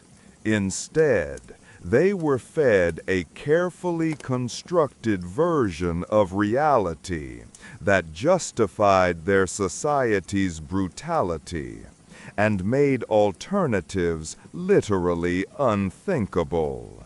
From their earliest years, Viking children were told stories that portrayed violence as noble, cruelty as necessary, and compassion as dangerous weakness that led to destruction and death. They weren't just taught that their enemies were evil. They were taught that evil was defined as anything that interfered with their community's ability to dominate and control others. These weren't just bedtime stories or entertainment. These were systematic indoctrination sessions designed to shape how children understood the fundamental nature of reality. Children who questioned these stories, who suggested alternative interpretations, or who expressed sympathy for the victims described in these tales, were punished severely until they learned to suppress their natural moral instincts. Archaeological evidence suggests that this indoctrination was so thorough that many Viking children literally couldn't conceive of alternatives to violence as solutions to problems. When faced with conflicts or challenges, they automatically thought in terms of who to hurt, who to kill, or who to dominate, because those were the only problem-solving strategies they had been taught. This mental conditioning was reinforced by the complete isolation of Viking children from alternative viewpoints or ways of life. Unlike modern children who are exposed to multiple perspectives through media, travel, or contact with diverse communities, Viking children were deliberately kept ignorant of how other societies functioned. When Viking children did encounter people from other cultures, it was usually in the context of raids or battles where those people were presented as enemies to be killed or slaves to be captured. They weren't allowed to learn about alternative social structures, different approaches to child rearing, or peaceful ways of resolving conflicts, because such knowledge might make them question their own society's methods. This intellectual isolation created a kind of psychological prison where Viking children couldn't imagine alternatives to their brutal existence, even when they were suffering under it. They had been so thoroughly conditioned to see their world as the only possible world that rebellion or escape seemed literally impossible. The few historical accounts we have of Viking children trying to run away or join other societies almost always end in tragedy. These children had been so damaged by their upbringing that they couldn't function in more peaceful environments. They had been trained to interpret kindness as weakness, cooperation as manipulation, and peaceful conflict resolution as cowardice. When they encountered societies that operated on different principles, they often reacted with violence, because that was the only way they knew how to interact with others. This usually resulted in their being killed or expelled, sending them back to their original communities even more convinced that their brutal world was the only one where they could survive. But perhaps the most insidious aspect of this information control was how it affected Viking children's understanding of their own emotions and experiences. They weren't allowed to trust their own feelings or perceptions when those conflicted with what their society told them was true. Children who felt sad about participating in violence were taught that their sadness was weakness that needed to be overcome.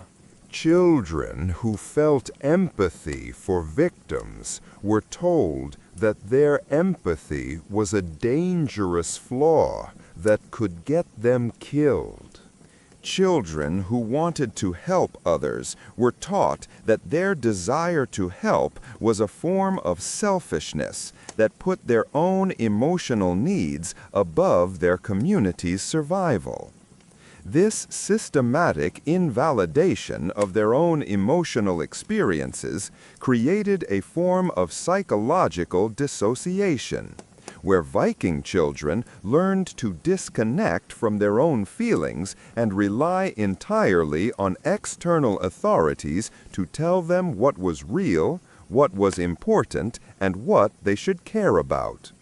The long-term effects of this emotional disconnection were devastating. Viking adults often displayed what we would recognize today as symptoms of severe personality disorders. Unable to form genuine emotional connections with others, unable to trust their own perceptions and judgments, and completely dependent on external validation to maintain any sense of self-worth.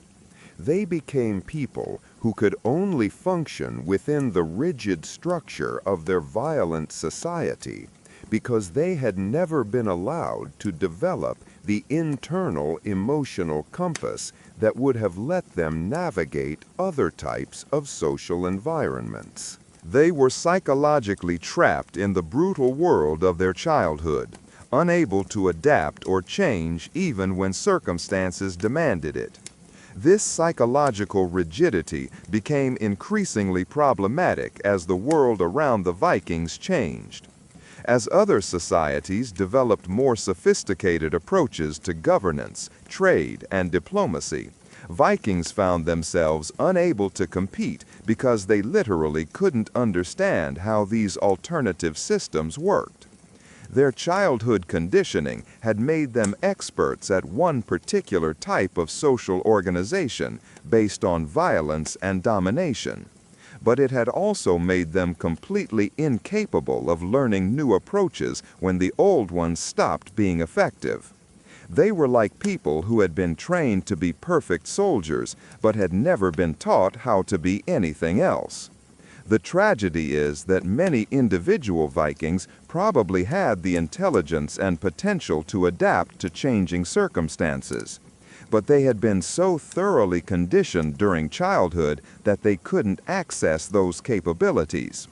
Their natural flexibility and creativity had been systematically destroyed in favor of rigid adherence to violent solutions.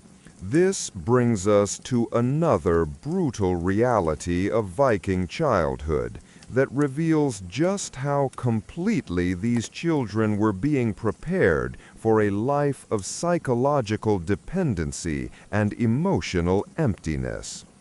The conditioning they received didn't just make them violent. It made them incapable of finding meaning or satisfaction in anything other than violence. Viking children were taught that their worth as human beings was entirely dependent on their ability to dominate others through force. They weren't valued for their intelligence, creativity, kindness, or any other human qualities that might have given them alternative sources of self-esteem and purpose. They were valued only as weapons, and they learned to value themselves the same way. This created a psychological addiction to violence that went far beyond simple conditioning or habit. Vikings needed violence the way other people need food or water. It was the only way they knew how to feel powerful, important, or alive. Without the opportunity to hurt others, they experienced something like withdrawal symptoms, depression, anxiety, and a crushing sense of meaninglessness. Archaeological evidence suggests that Vikings who were unable to participate in raids or battles due to injury or age often fell into severe psychological decline. We found the remains of former warriors who appear to have deliberately starved themselves or committed suicide rather than live without the violence that had given their lives meaning. But the addiction to violence wasn't just individual. It was cultural, built into every aspect of how Viking society functioned. Their economy was based on raiding and conquest. Their social structure was organized around warrior hierarchies. Their religion celebrated death in battle as the highest possible achievement. Their art, literature, and entertainment all glorified violence and depicted peaceful activities as boring or shameful. This created a society that literally couldn't function without war. When there weren't external enemies to fight, Vikings turned on each other, engaging in blood feuds and internal conflicts that could last for generations. When those conflicts were resolved, they had to find new enemies or risk psychological and social collapse. The children growing up in this environment learned that violence wasn't just acceptable or necessary. It was the only thing that mattered, the only source of meaning and purpose in life. They were being prepared not just to be warriors, but to be people who couldn't imagine any other way of existing. This psychological dependency on violence had devastating effects on Viking family life and social relationships. Parents couldn't show love for their children without also preparing them for violence. Spouses couldn't express affection without also demonstrating their readiness to fight for each other. Friends couldn't enjoy each other's company without also proving their loyalty through shared participation in brutal activities. Every relationship was contaminated by the need to maintain warrior identity and readiness for violence. Vikings couldn't simply relax and enjoy human connection because they had been taught that such relaxation was dangerous weakness that could get them killed. This constant tension and vigilance created a society that was extraordinarily stressful for everyone involved. Vikings lived in a state of chronic hyperarousal, always ready for battle, always scanning for threats, always proving their worthiness through demonstrations of strength and cruelty. The psychological toll of maintaining this level of intensity was enormous. Vikings aged quickly, died young, and suffered from what we would recognize today as symptoms of chronic stress and trauma. But they had no alternative models for how to live. No way to step back from the violence and competition that was destroying them. The children growing up in this environment were being prepared for the same fate. They were learning that life was nothing but a series of violent competitions, that relationships were nothing but power struggles, and that meaning came only through domination of others. But perhaps most tragically of all, they were learning that this was natural, that this was how human beings were supposed to live, and that any alternative was not just impossible, but unthinkable. The depth of this conditioning becomes clear when we examine what happened to Viking children who were captured by other societies or who somehow escaped their original communities. Instead of adapting to more peaceful environments, they usually try to recreate the violent dynamics they had learned during childhood. Historical accounts describe Viking children who had been taken in by Christian monasteries or other peaceful communities, but who couldn't adjust to life without violence. They would provoke fights with other children, torture animals, and attempt to establish dominance hierarchies even in environments where such behavior was completely inappropriate. These children weren't choosing to be violent. They literally didn't know how to be anything else. Their childhood conditioning had been so thorough that they couldn't function in social environments that operated on different principles. Many of these children died young, killed in conflicts they had provoked, or expelled from communities that couldn't tolerate their behavior. Others lived lives of profound isolation and unhappiness, never able to form the kinds of peaceful relationships that their new environments made possible. The few who did manage to adapt usually required years of patient re-education and often suffered from severe psychological problems throughout their lives. They had to essentially rebuild their entire understanding of human relationships and social interaction from scratch. Learning as adults what most children absorb naturally during their early development. But even the most successful cases of adaptation never fully recovered from their Viking childhood. They remained prone to violence under stress, unable to fully trust peaceful solutions to problems, and haunted by the memories of the brutality they had both witnessed and participated in during their early years. This suggests that the damage done by Viking child-rearing practices wasn't just behavioral or cultural. It was neurological, literally rewiring the brain in ways that were difficult or impossible to reverse. The children who survived this system were permanently changed in ways that affected every aspect of how they related to the world around them.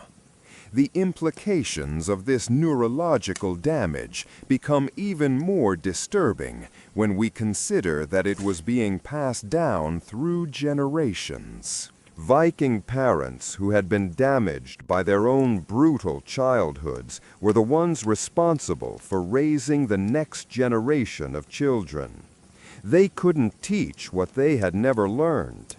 They couldn't provide the emotional security, unconditional love, and peaceful conflict resolution that healthy child development requires because they had never experienced these things themselves. Instead, they could only pass on the trauma, violence, and emotional dysfunction that had been passed on to them. Each generation became slightly more damaged than the one before, slightly less capable of human connection, slightly more dependent on violence as their primary way of relating to others. This generational transmission of trauma created a downward spiral that ultimately contributed to the collapse of Viking civilization. As each generation became more psychologically damaged, they became less capable of the flexibility, cooperation, and innovation that complex societies require to survive and thrive. They became increasingly rigid in their thinking, increasingly dependent on violence as a solution to all problems, and increasingly unable to adapt to changing circumstances or learn from other cultures. The world around them was evolving, developing new technologies, new forms of social organization, and new approaches to governance and diplomacy. But the Vikings remained trapped in the psychological patterns that their childhood conditioning had created, unable to grow or change, even when their survival depended on it. The archaeological evidence of this generational decline is heartbreaking when you really examine it closely. Later, Viking burial sites show children who died even younger than their predecessors, with bone analysis revealing stress markers that indicate they were pushed even harder, broken even more thoroughly than previous generations. We're looking at a society that was literally destroying itself from within, one childhood at a time. But there's another layer to this tragedy that historians are only now beginning to understand. The Vikings weren't just creating damaged individuals. They were systematically eliminating the very human qualities that could have saved their civilization. Every child who showed creativity, innovation, or the ability to think beyond violence was either killed, broken, or driven away. What remained was an increasingly narrow gene pool of people who could only function within their brutal system. Think about what this means in practical terms. When Viking settlements encountered new challenges, climate change, resource depletion, technological advances by their enemies, they couldn't adapt because adaptation required exactly the kinds of flexible thinking and cooperative problem-solving that their child-rearing practices had systematically destroyed. Archaeological excavations from the later Viking period show settlements that were clearly failing, but where the inhabitants kept trying the same violent solutions over and over again, even when those solutions obviously weren't working. They were like people trapped in a burning building who kept trying to put out the fire with gasoline, because that was the only tool they had been taught to use. One particularly tragic example was discovered in Greenland, where researchers found evidence of a Viking settlement that starved to death despite being surrounded by abundant food sources. The problem wasn't that food wasn't available. The problem was that accessing those food sources required cooperation with the local Inuit population, who had developed sophisticated techniques for surviving in that harsh environment. But the Vikings couldn't cooperate. Their childhood conditioning had made them incapable of seeing other people as enemies to be conquered or threats to be eliminated. When they encountered the Inuit, instead of learning from them, they tried to fight them. When fighting failed, they couldn't conceive of alternatives. So they died, surrounded by plenty, because they literally couldn't imagine a world where survival came through cooperation rather than domination. This brings us to what might be the most devastating aspect of Viking childhood. The children who saw through the system but were powerless to escape it.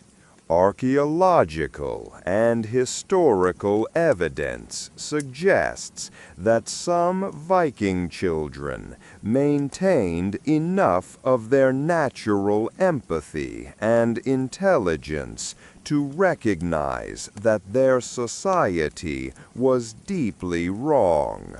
But they had no way to act on that recognition without being killed. We found what appear to be hidden burial sites where young people were interred with symbols and objects that suggest they had tried to practice alternative forms of spirituality or social organization.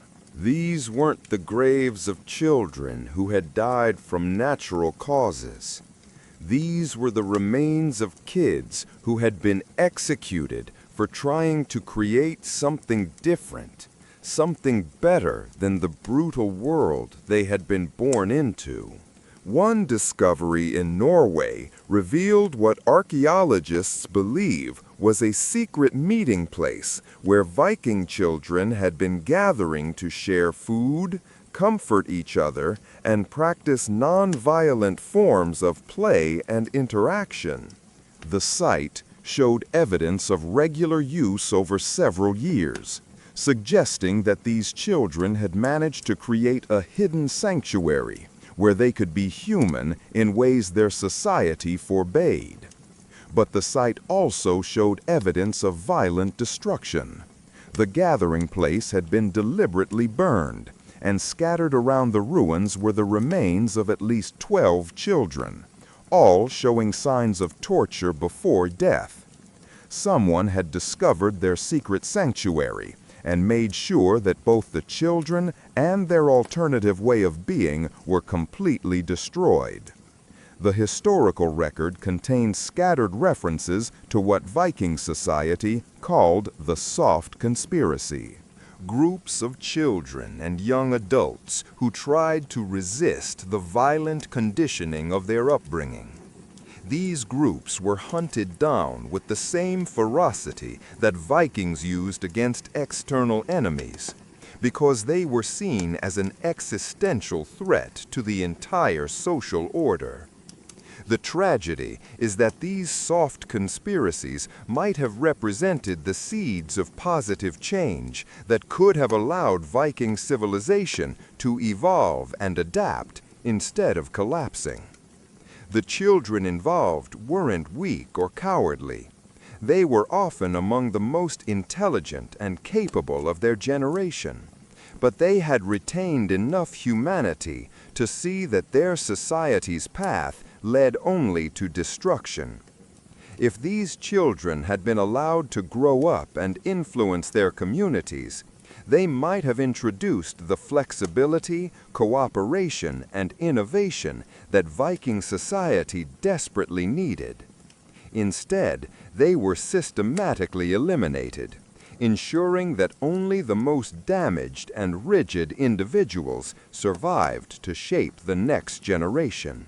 This pattern of eliminating positive alternatives created a feedback loop that accelerated Viking society's decline. Each generation became more extreme than the last, not because extremism was more effective, but because moderating voices were literally killed before they could influence the culture. The psychological impact on the children who witnessed these eliminations was profound. They learned that even thinking about alternatives to violence was dangerous, that questioning their society's methods could result in torture and death, and that their only chance of survival lay in becoming even more brutal than their predecessors. This created a culture of psychological terrorism, where children policed their own thoughts and emotions, suppressing any impulse toward kindness or cooperation before it could be detected by others. They became afraid of their own humanity, seeing their natural empathy and creativity as dangerous weaknesses that could get them killed. The long-term effects of this self-surveillance were devastating. Viking children learned to be suspicious of their own feelings, to distrust their own perceptions, and to rely entirely on external authorities to tell them what was acceptable to think and feel. They became psychologically hollow, empty of the internal guidance system that healthy human beings use to navigate complex social situations. But perhaps the most disturbing aspect of this psychological hollowness was how it affected Viking children's relationship with death itself. Because they had been taught to suppress their natural fear of death, their natural grief at loss, and their natural desire to preserve life, they developed a distorted relationship with mortality that made them even more dangerous and unpredictable. Viking children learned to see death not as a tragedy to be avoided or a loss to be mourned, but as a tool to be used and a goal to be achieved. They were taught that causing death was the highest form of achievement and that experiencing death was the ultimate honor. This created a death cult that infected every aspect of their society. Archaeological evidence shows that Viking children as young as 6 were participating in elaborate death rituals where they practiced killing techniques on captured animals, acted out their own deaths in ceremonial performances, and competed to see who could describe the most glorious ways to die in battle. These weren't healthy ways of processing mortality or preparing for the genuine dangers of their world. These were systematic programs designed to make children comfortable with death to an unnatural degree, to eliminate their survival instincts, and to make them willing to throw their lives away for their society's goals. The psychological damage from this death obsession went far beyond just making children willing to fight. It made them unable to value life itself, either their own or others. They couldn't invest in long-term relationships because everyone might die at any moment. They couldn't plan for the future because they expected to be dead soon. They couldn't find meaning in creation or building because destruction and death were the only things their society valued. This death obsession also made Viking children incredibly vulnerable to manipulation by adults who understood how to exploit their twisted relationship with mortality. Leaders could convince children to undertake suicide missions simply by framing death as honor and survival as shame. Parents could control their children's behavior by threatening them with dishonoring deaths rather than glorious ones. The result was a generation of children who were essentially walking weapons, programmed to self-destruct in service of their society's goals. They had been robbed not just of their childhood, but of their fundamental human instinct for self-preservation. But the cruelest irony of Viking childhood was that all of this brutality, all of this psychological damage, all of this systematic destruction of human empathy and creativity was ultimately pointless. The harsh world that Vikings were preparing their children for was largely a creation of their own making. Other societies living in similar climates and facing similar challenges had found ways to survive and thrive without resorting to the extreme brutality that characterized Viking culture. The harsh winters, the limited resources, the threats from enemies. These were real challenges, but they weren't insurmountable obstacles that required the complete sacrifice of human decency. Archaeological evidence from contemporary societies in similar environments shows that it was possible to prepare children for hardship without destroying their capacity for cooperation, empathy, and innovation. Other cultures developed child-rearing practices that built resilience without breaking spirits, that created capable adults without eliminating their humanity. The Vikings had convinced themselves that their brutal approach was the only way to survive in their harsh world. But this was a delusion created by their own psychological damage. They couldn't imagine alternatives because their childhood conditioning had made alternatives literally unthinkable. This self-created trap becomes even more tragic when we consider the potential that was lost. Viking children were often highly intelligent, creative, and capable. Under different circumstances, they might have become artists, inventors, diplomats, or leaders who could have built something lasting and beautiful instead of the temporary empire of terror that their society actually created. But their potential was systematically destroyed in service of creating weapons rather than human beings. They were taught to see their intelligence as useful only for planning attacks, their creativity as valuable only for devising new forms of torture, their leadership abilities as meaningful only in the context of dominating others through violence. The waste of human potential was staggering. We're talking about generations of children who might have made incredible contributions to human knowledge, art, technology, or social progress, but who were instead turned into instruments of destruction that ultimately destroyed their own civilization. This brings us to a question that haunts anyone who studies Viking childhood. Could things have been different? Were there moments when Viking society might have chosen a different path?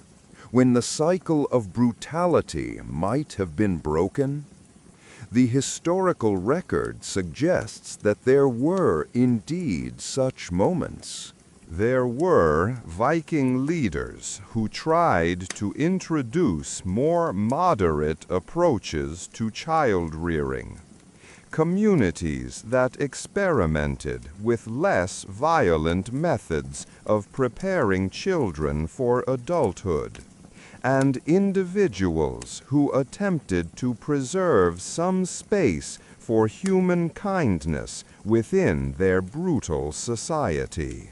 But these attempts at reform consistently failed, not because they were impractical or ineffective, but because they threatened the psychological foundations that Viking society was built on.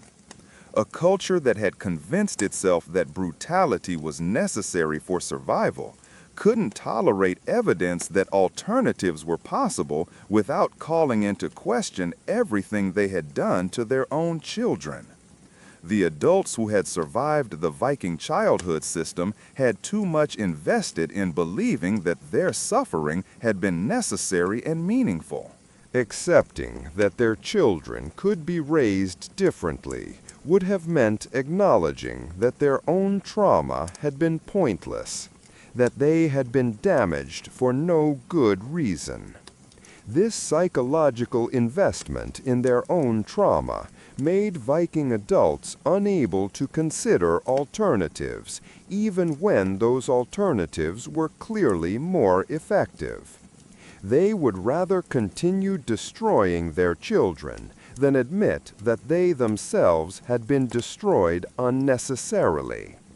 The result was a society trapped in a cycle of trauma that it couldn't break, because breaking it would have required acknowledging the full horror of what they had been doing to their children for generations. It was easier to continue the brutality than to face the truth about what that brutality had cost them. This psychological trap reveals something profound about how trauma can become self-perpetuating across generations. It's not just that traumatized people tend to traumatize others. It's that they often become psychologically invested in the belief that their trauma was necessary and meaningful, making them unable to prevent similar trauma from happening to others. Viking parents weren't just passing on trauma because they didn't know better. They were actively choosing to traumatize their children because not doing so would have meant confronting the possibility that their own suffering had been pointless. The alternative, that they could have been raised with love and kindness and still become capable adults, was too threatening to their sense of identity and meaning to be considered. This psychological dynamic helps explain why Viking society became more extreme over time, rather than moderating as they gained experience and knowledge.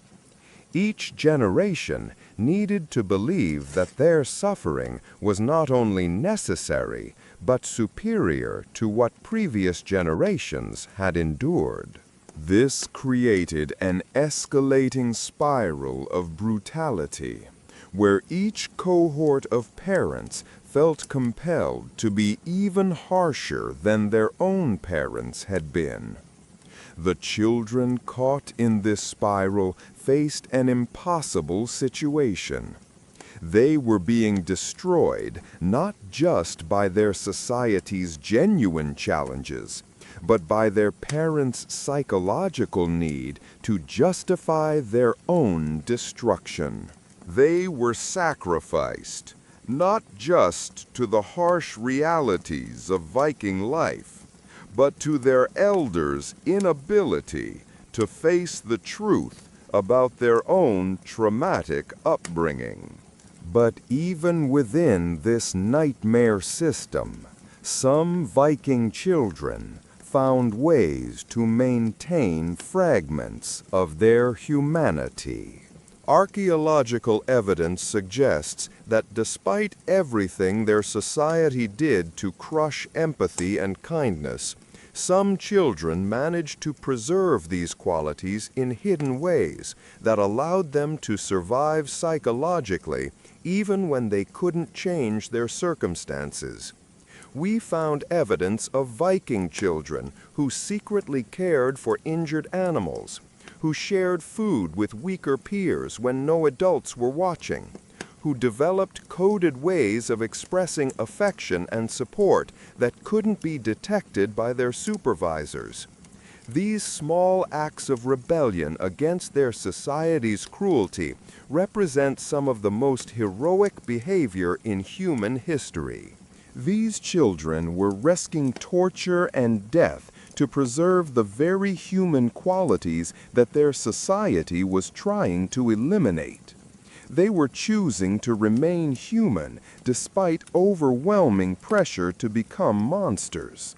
And they were doing this not as adults with fully developed moral reasoning, but as children who were still developing their understanding of right and wrong. And the courage required for these small acts of kindness was extraordinary. These children had to overcome not just the external threats of punishment, but the internal conditioning that told them compassion was weakness and kindness was dangerous. They had to trust their own moral instincts despite being told constantly that those instincts were wrong and would get them killed. Some of these children managed to maintain their humanity throughout their lives, becoming the exceptions that proved their society's rules weren't as absolute as they seemed. But most were eventually broken by the relentless pressure to conform. Their natural empathy gradually crushed under the weight of constant brutality and the need to survive in their harsh world. The tragedy of these lost children, the ones who started with such courage and compassion, but were eventually destroyed by their society's cruelty, represents one of the greatest crimes in human history. They were murdered not just physically, but psychologically. Their humanity systematically eliminated by people who should have been protecting and nurturing them. And perhaps most heartbreaking of all, they were murdered in the name of love. Viking parents genuinely believed they were helping their children by destroying their capacity for empathy and kindness. They thought they were preparing them for success in a harsh world, not realizing that they were actually making that world harsher and ensuring that it would eventually destroy them all. The ultimate irony of Viking childhood is that it was designed to create survivors, but it actually created a society that couldn't survive. The very qualities that the brutal conditioning was meant to eliminate, empathy, cooperation, flexibility, and the ability to find non-violent solutions to problems, turned out to be essential for long-term survival and success. By systematically destroying these qualities in their children, the Vikings doomed their civilization to collapse. They created people who were perfectly adapted for short-term violence and conquest, but completely unable to build the stable, cooperative institutions that lasting civilizations require.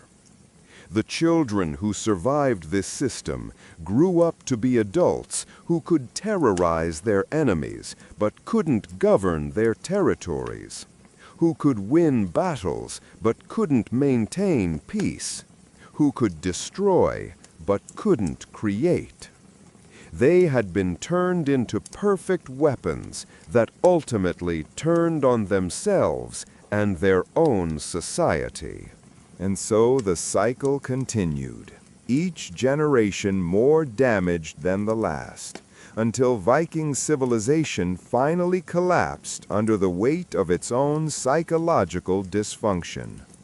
The children who had been sacrificed to create warriors ended up destroying the very society they had been trained to protect. The story of Viking childhood is ultimately a story about the terrible cost of prioritizing short-term effectiveness over long-term sustainability, of choosing fear over love, of believing that strength comes from eliminating weakness rather than from building on human potential.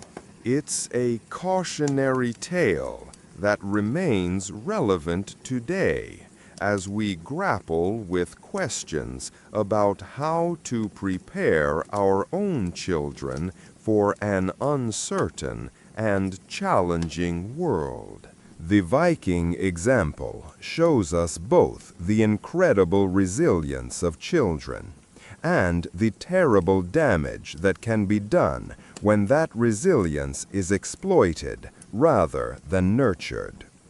Most importantly, it reminds us that the way we treat children doesn't just shape their individual lives. It shapes the entire future of our civilization. The Vikings learned this lesson too late, but we still have time to choose a different path. But perhaps the most chilling discovery about Viking childhood came from recent excavations in Iceland, where archaeologists uncovered what can only be described as a systematic program of psychological warfare waged against the youngest members of their society. We're talking about children who were deliberately subjected to psychological torture designed to break their will, eliminate their individual identity, and turn them into extensions of their community's collective violence. The evidence for this comes from burial sites, where children were found with their personal belongings destroyed, their toys burned, and their bodies positioned in ways that suggest they had been forced to participate in the destruction of their own childhood before death. These weren't random acts of cruelty. These were calculated programs designed to ensure that no trace of individual personality or independent thought survived the transition from child to adult.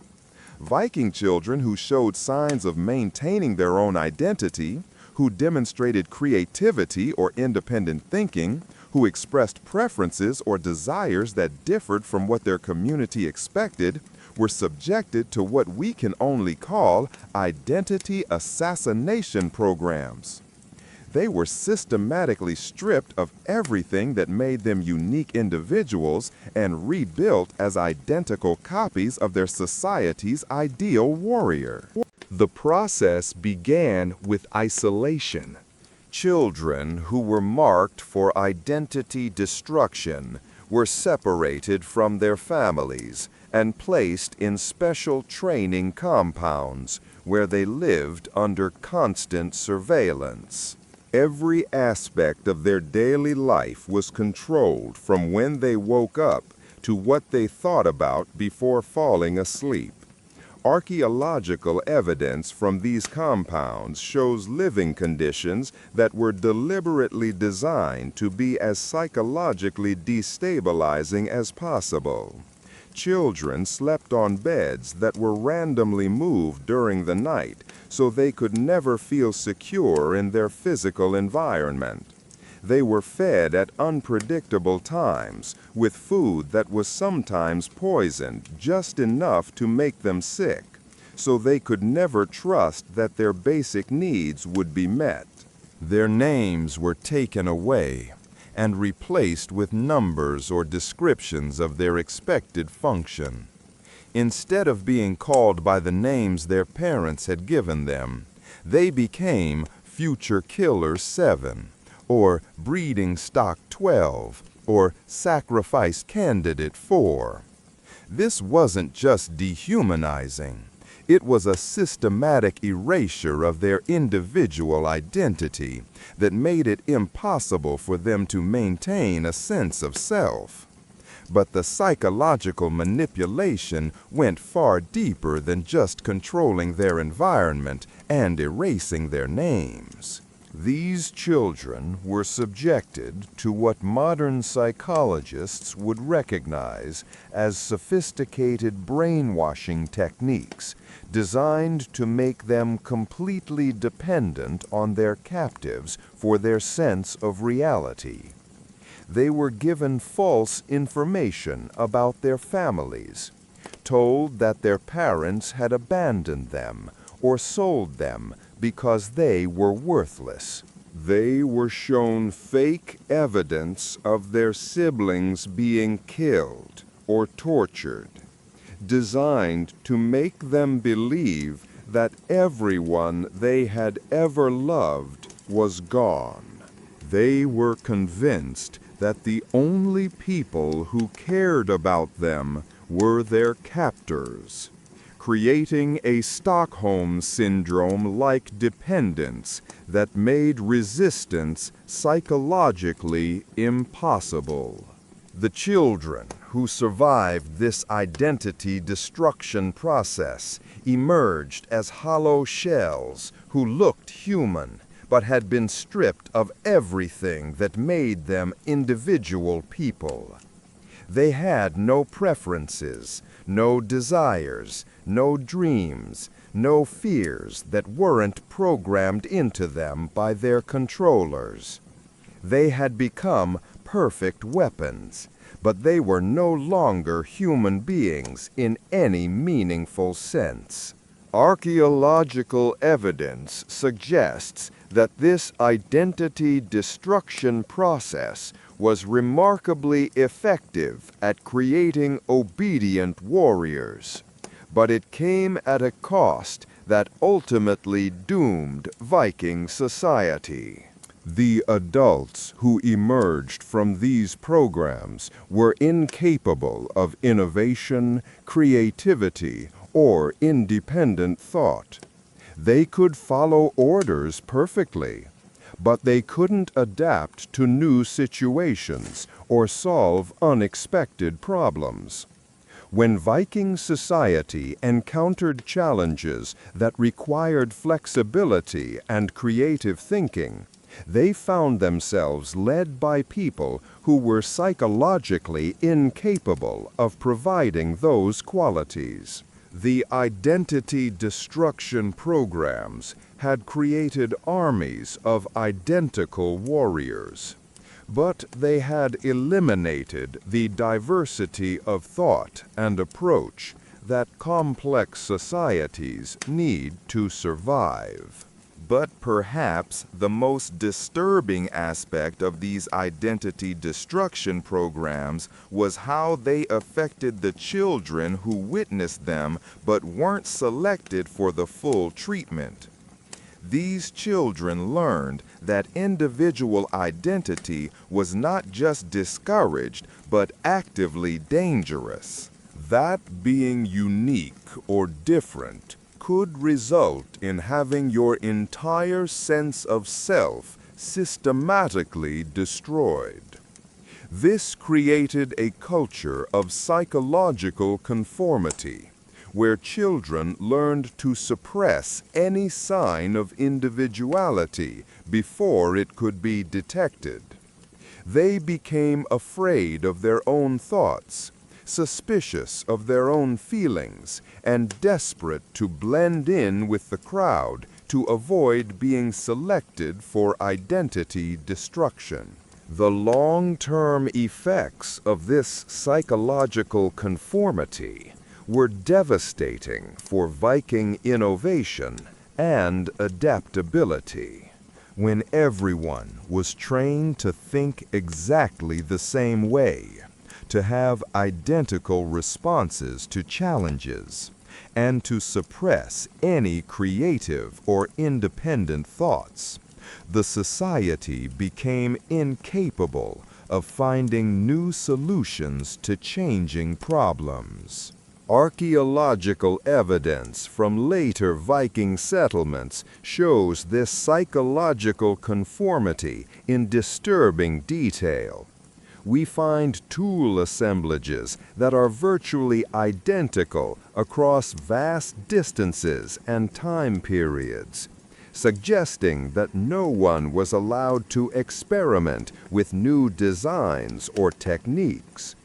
We find building patterns that were repeated exactly from one settlement to another, with no adaptation to local conditions or resources. This wasn't just cultural conservatism. This was the result of systematic psychological conditioning that had made innovation literally unthinkable.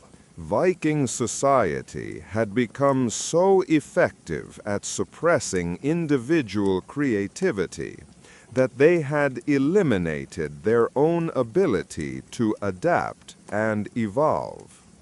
The identity destruction programs also had profound effects on Viking family structures and relationships. Parents who had survived this process were incapable of forming genuine emotional bonds with their children because they had no individual identity to connect with. They could only relate to others as functions or roles, not as unique human beings with their own thoughts and feelings. This created family dynamics that were characterized by emotional emptiness and psychological manipulation. Viking parents couldn't love their children as individuals because they had been trained to see individuality as dangerous. Instead, they could only value children based on how well they performed their assigned roles and functions.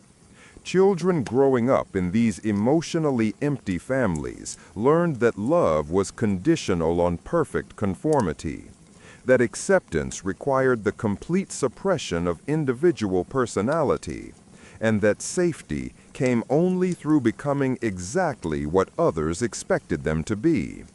This created a cycle of psychological emptiness that was passed down through generations. But the identity destruction programs weren't just applied to Viking children.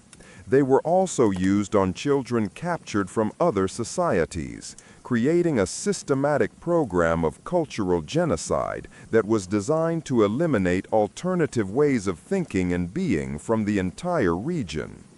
Archaeological evidence from Viking settlements shows the remains of children from dozens of different cultures who had been subjected to these identity destruction programs. Celtic children, Slavic children, Anglo-Saxon children, and others were all processed through the same systematic elimination of individual identity and cultural background. These captured children were particularly valuable to Viking society because they represented living proof that alternative ways of life could be completely eliminated. By breaking these children and turning them into identical Viking warriors, they were demonstrating to their own population that resistance to their system was futile, and that no other way of life was possible. But this systematic elimination of cultural diversity ultimately backfired in ways that the Vikings couldn't anticipate. By destroying the knowledge and perspectives that these captured children brought from their original cultures, they were eliminating potential sources of innovation and adaptation that might have helped Viking society survive and thrive. The children who had been raised in other cultures often possessed knowledge about agriculture, crafts, technology, or social organization that could have benefited Viking communities. But instead of learning from these children, the Vikings systematically destroyed everything they knew and replaced it with identical copies of their own dysfunctional patterns. This represents one of the greatest losses in human history: the systematic elimination of countless cultural innovations and discoveries that might have advanced human civilization by centuries. The knowledge that died with these children could have included medical techniques, agricultural methods, artistic traditions, or technological innovations that took other cultures generations to develop. The psychological impact on the children who were forced to participate in this cultural genocide was devastating.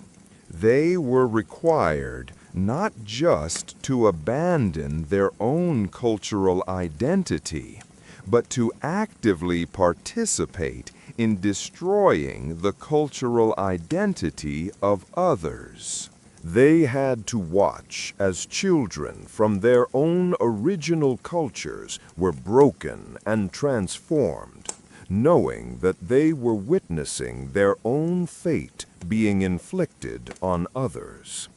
This created a form of survivor guilt and psychological trauma that affected Viking adults throughout their lives.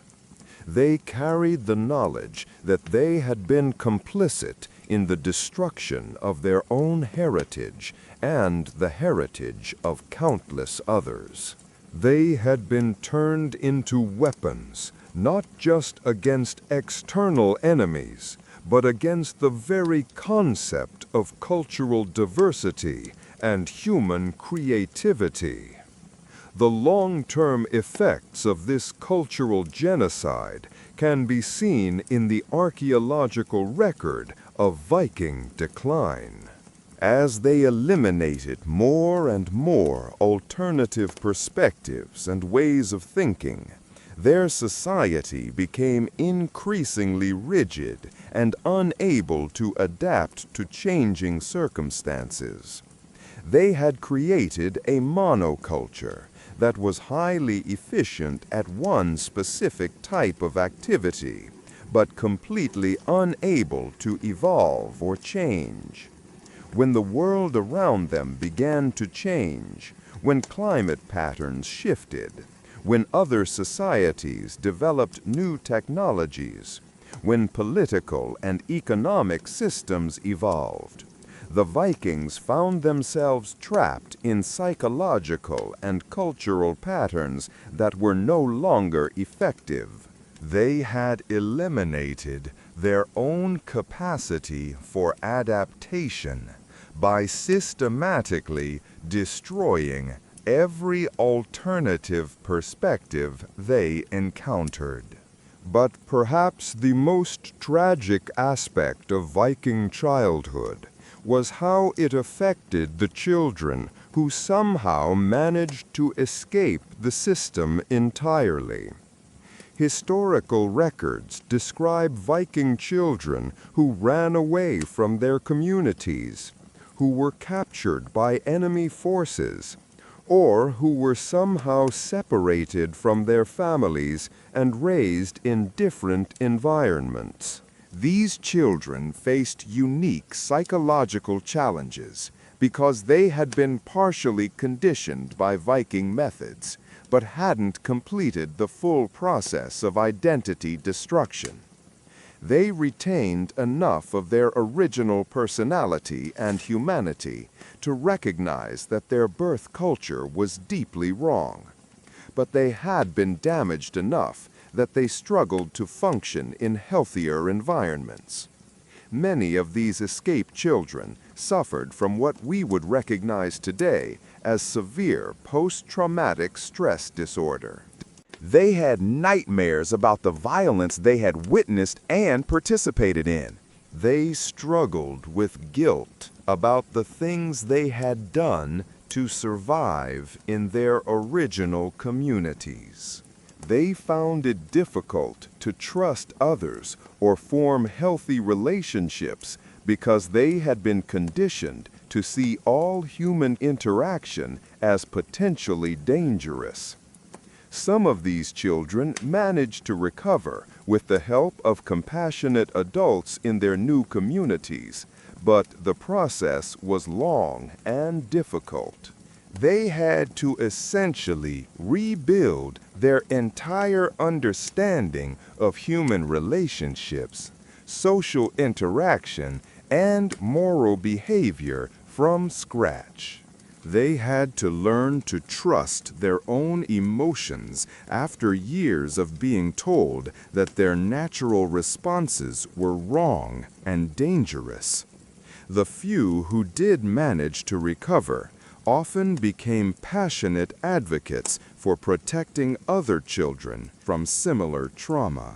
Historical records describe former Viking children who dedicated their lives to rescuing other children from abusive situations, who became healers specializing in helping trauma victims, or who worked to document the horrors they had experienced so that future generations might learn from their suffering.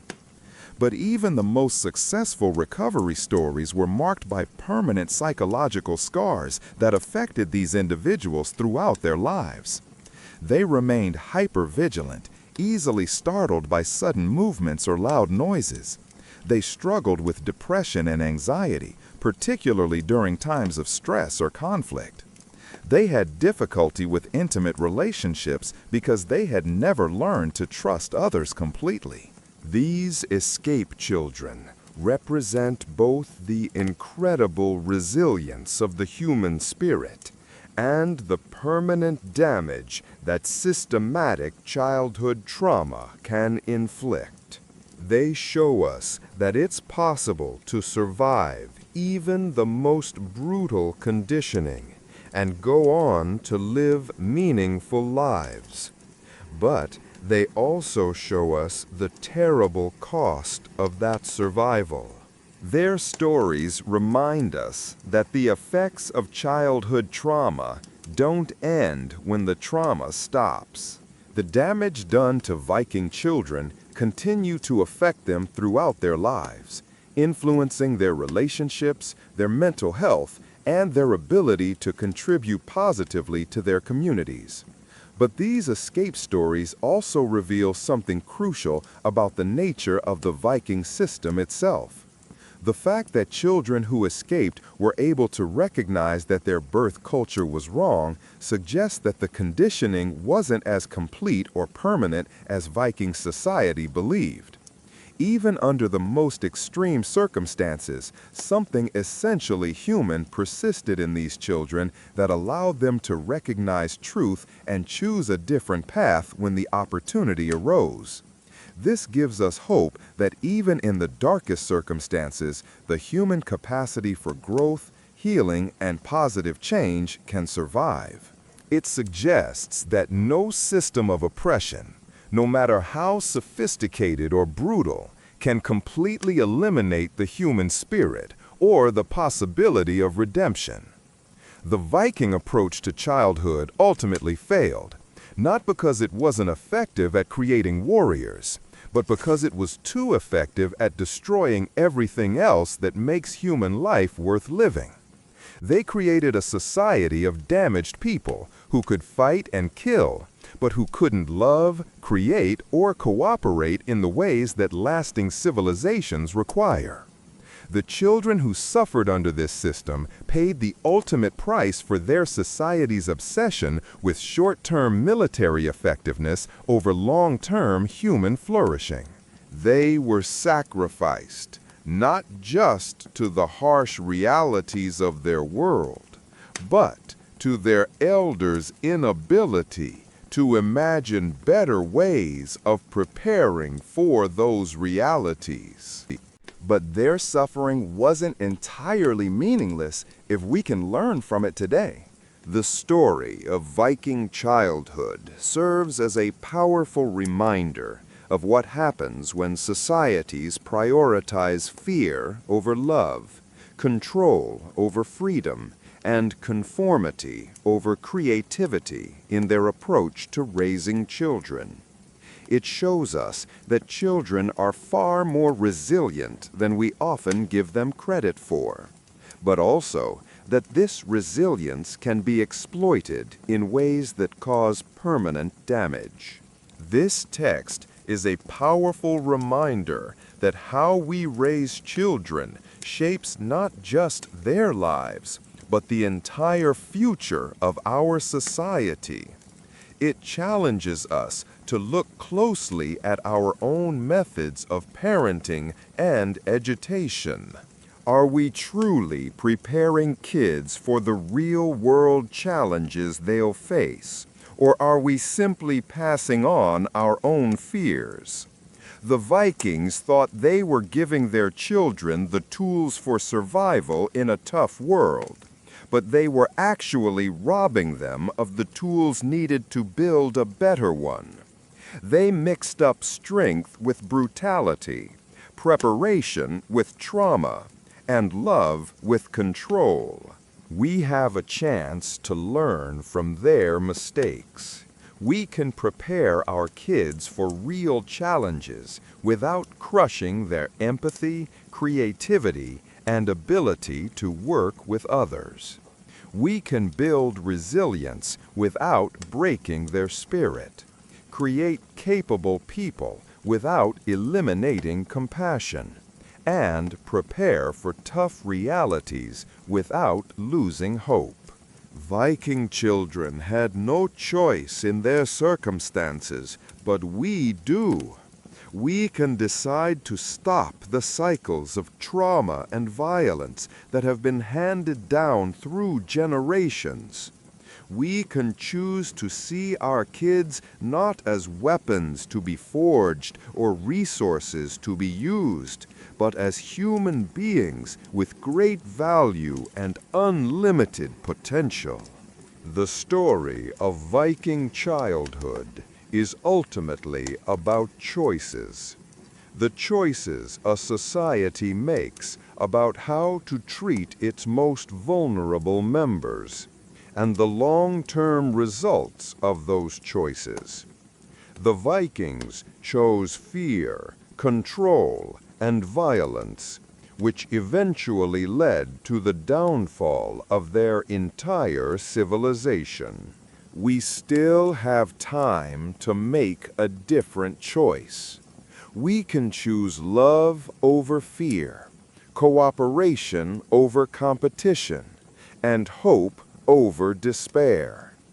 We can see our children's natural empathy and creativity not as weaknesses to be eliminated, but as strengths to be encouraged and developed.